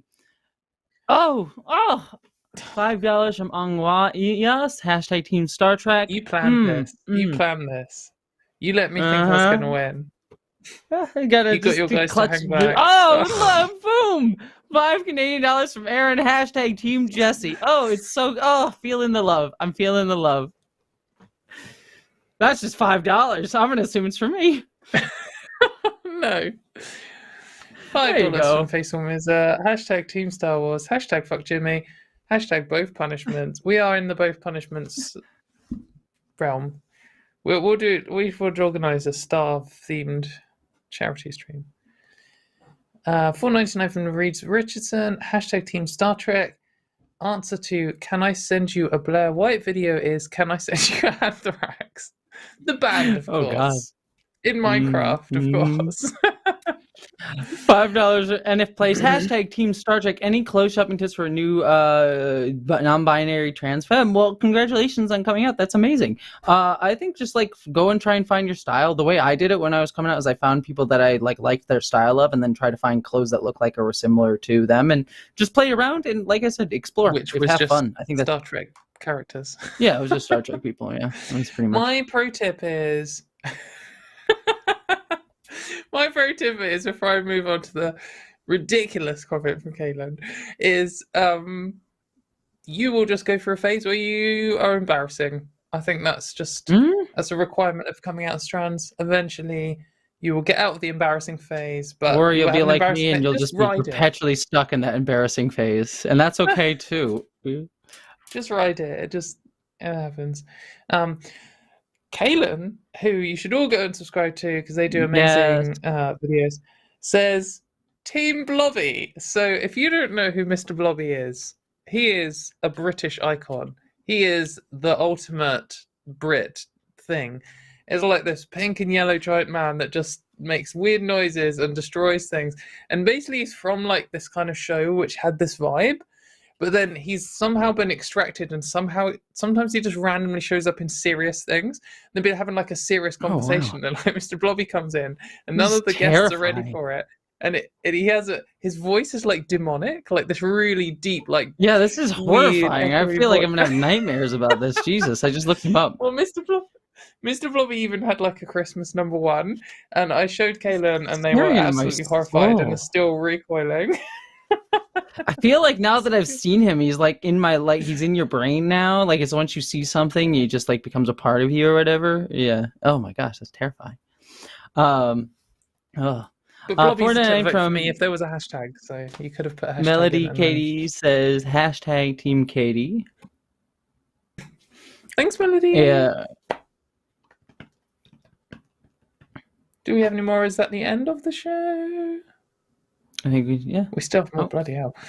$5 from Johnny Ripine. Hashtag Team Star Wars. Hashtag Team Katie. Cisco Jadzia may be easier on eyes, but Curzon was a Mugato in the sack. Mugato in the thing. You're just making words up, mate. No. I could explain that whole thing to you. You don't need to. It's fine. No, Jadzia Dax is the character of Star Trek U69 who I learned a lot from as a trans person, and the Mugatos are like a monkey-like creature from the original series, who are very aggressive, and you get to see them having sex in a recent episode of season 2 of Star Trek Lower Decks. So, welcome to Star Trek. It's very horny. As a franchise, it's very horny. Just to be aware. Okay. $4.99 for Melody Kate. Hashtag Team Katie hugs Jimmy. Oh, hugs for me. I'm sad now. I'm pulling it back. I don't need to pull it back. We're in the punishment zone. Right. I think it's time to call the end of the show. Okay. Oh, wait, Thank you very much, everyone. Another one just came in. As I said, I think it's over. They're trying to tie it up. Bo, Steve Summers, we're only 1 point behind now. Ahsoka has your back. Let's end it here. We're ending it here. It's over. We're done. I have to go. I do have to edit a video before I go see Ant-Man tonight. So, Ahsoka has your back. Well, also, Ahsoka is great. Ahsoka is my favorite Star Team Wars Katie, character, so. You tried your best. We're calling it here. End of the super chats. I lost. We will organise our thingy. I will wear the stupid uniform if Jesse tells me what we're trying to buy. Thank you very much for watching the show. I think we had some really good calls. Before we let you go, we both have a thing to plug, or to whatever you said earlier. Yes. Jesse, as you won, would you like to go first or second? It just tied it does up. not matter to me. By the way, it just tied up. Well, good. No, it's already called it. We already called it. It was a win for Star Trek. Anywho, yeah, I guess I'll go first real quick. Okay. So you can follow me at Jesse Gender on YouTube. That's the big place. You can find all my video essays and stuff like that. But I did want to quick plug for everybody. I'm gonna officially announce it here. The official announcement will be next week on Friday, because I am announcing it and it'll go live next Friday. But it's a project that I've been working on behind the scenes for a very long time. But I am working on a short film. That is a trans-focused science fiction short film. Think The Matrix meets Severance. And it is about how we express our identities in a digital world that is literally not built for trans people or anybody to be themselves. Like, how do we express ourselves when literally the coding of the universe is not made for us? I wonder what that relates to in our real life. It is a very big project that I'm working on. that I've been working on for a very long time. I'm working with really cool collaborators that I've been announcing next week, at least one of them. We're currently in talks to get other cool people to be in it and work on it. But I am announcing a Kickstarter next Friday to help get that off the ground. Next, be on the lookout for a video that'll go up next Friday. So not tomorrow, because there'll be a video tomorrow because I'm working on one, but next Friday, there'll be a big video about AI and transphobia. And at the end of that video, I'm going to officially announce the Kickstarter opening. It's not going to go live, but it'll sort of be able to people to follow on Friday. It is a project that is incredibly meaningful to me. I'm super excited about. It has been giving me a lot of hope in a lot of shitty stuff because, like, oh, here's something cool and awesome to work on. So if you can support that, if you can check that out, I would be super appreciative. And trust me, I think there's going to be some really cool people that will be working on it. That will be one person will be announced next week, and hopefully cooler people will be announced. Or other cool people will be announced throughout the month of March when the Kickstarter campaign launches. So hell yeah. I mean, if your film just happens to need a shred guitar solo as the backing track at any point, you know, just saying. Hell yeah. Just saying. Hell yeah. Obviously, that's a way cooler announcement than mine, and I should have gone first because I can't really follow that. But that is exciting, and I'm hyped to look out for the crowdfunder and also to watch it when it comes out and wins a whatever award. Yeah, win Best Picture, even though short films can't win Best Picture. That's how good it's going to be. But finally, my flagship show, I guess, Turf Wars Season 4 is coming back. I'm excited. We've got whole new like music and like screens and backgrounds and like moving background and everything. It's pretty cool. Changing the format up a bit. It's going to be more concise. Have more guests, hopefully. Yeah, it's going to be a good time. Come and hang out on Mondays at 9 p.m. UK time, which I guess is 3 p.m. Central. See you there. Yeah, thanks everyone. Thanks for the show. Thanks for everyone who helped. Thanks for all the callers. And we'll see you all next time. Yeah.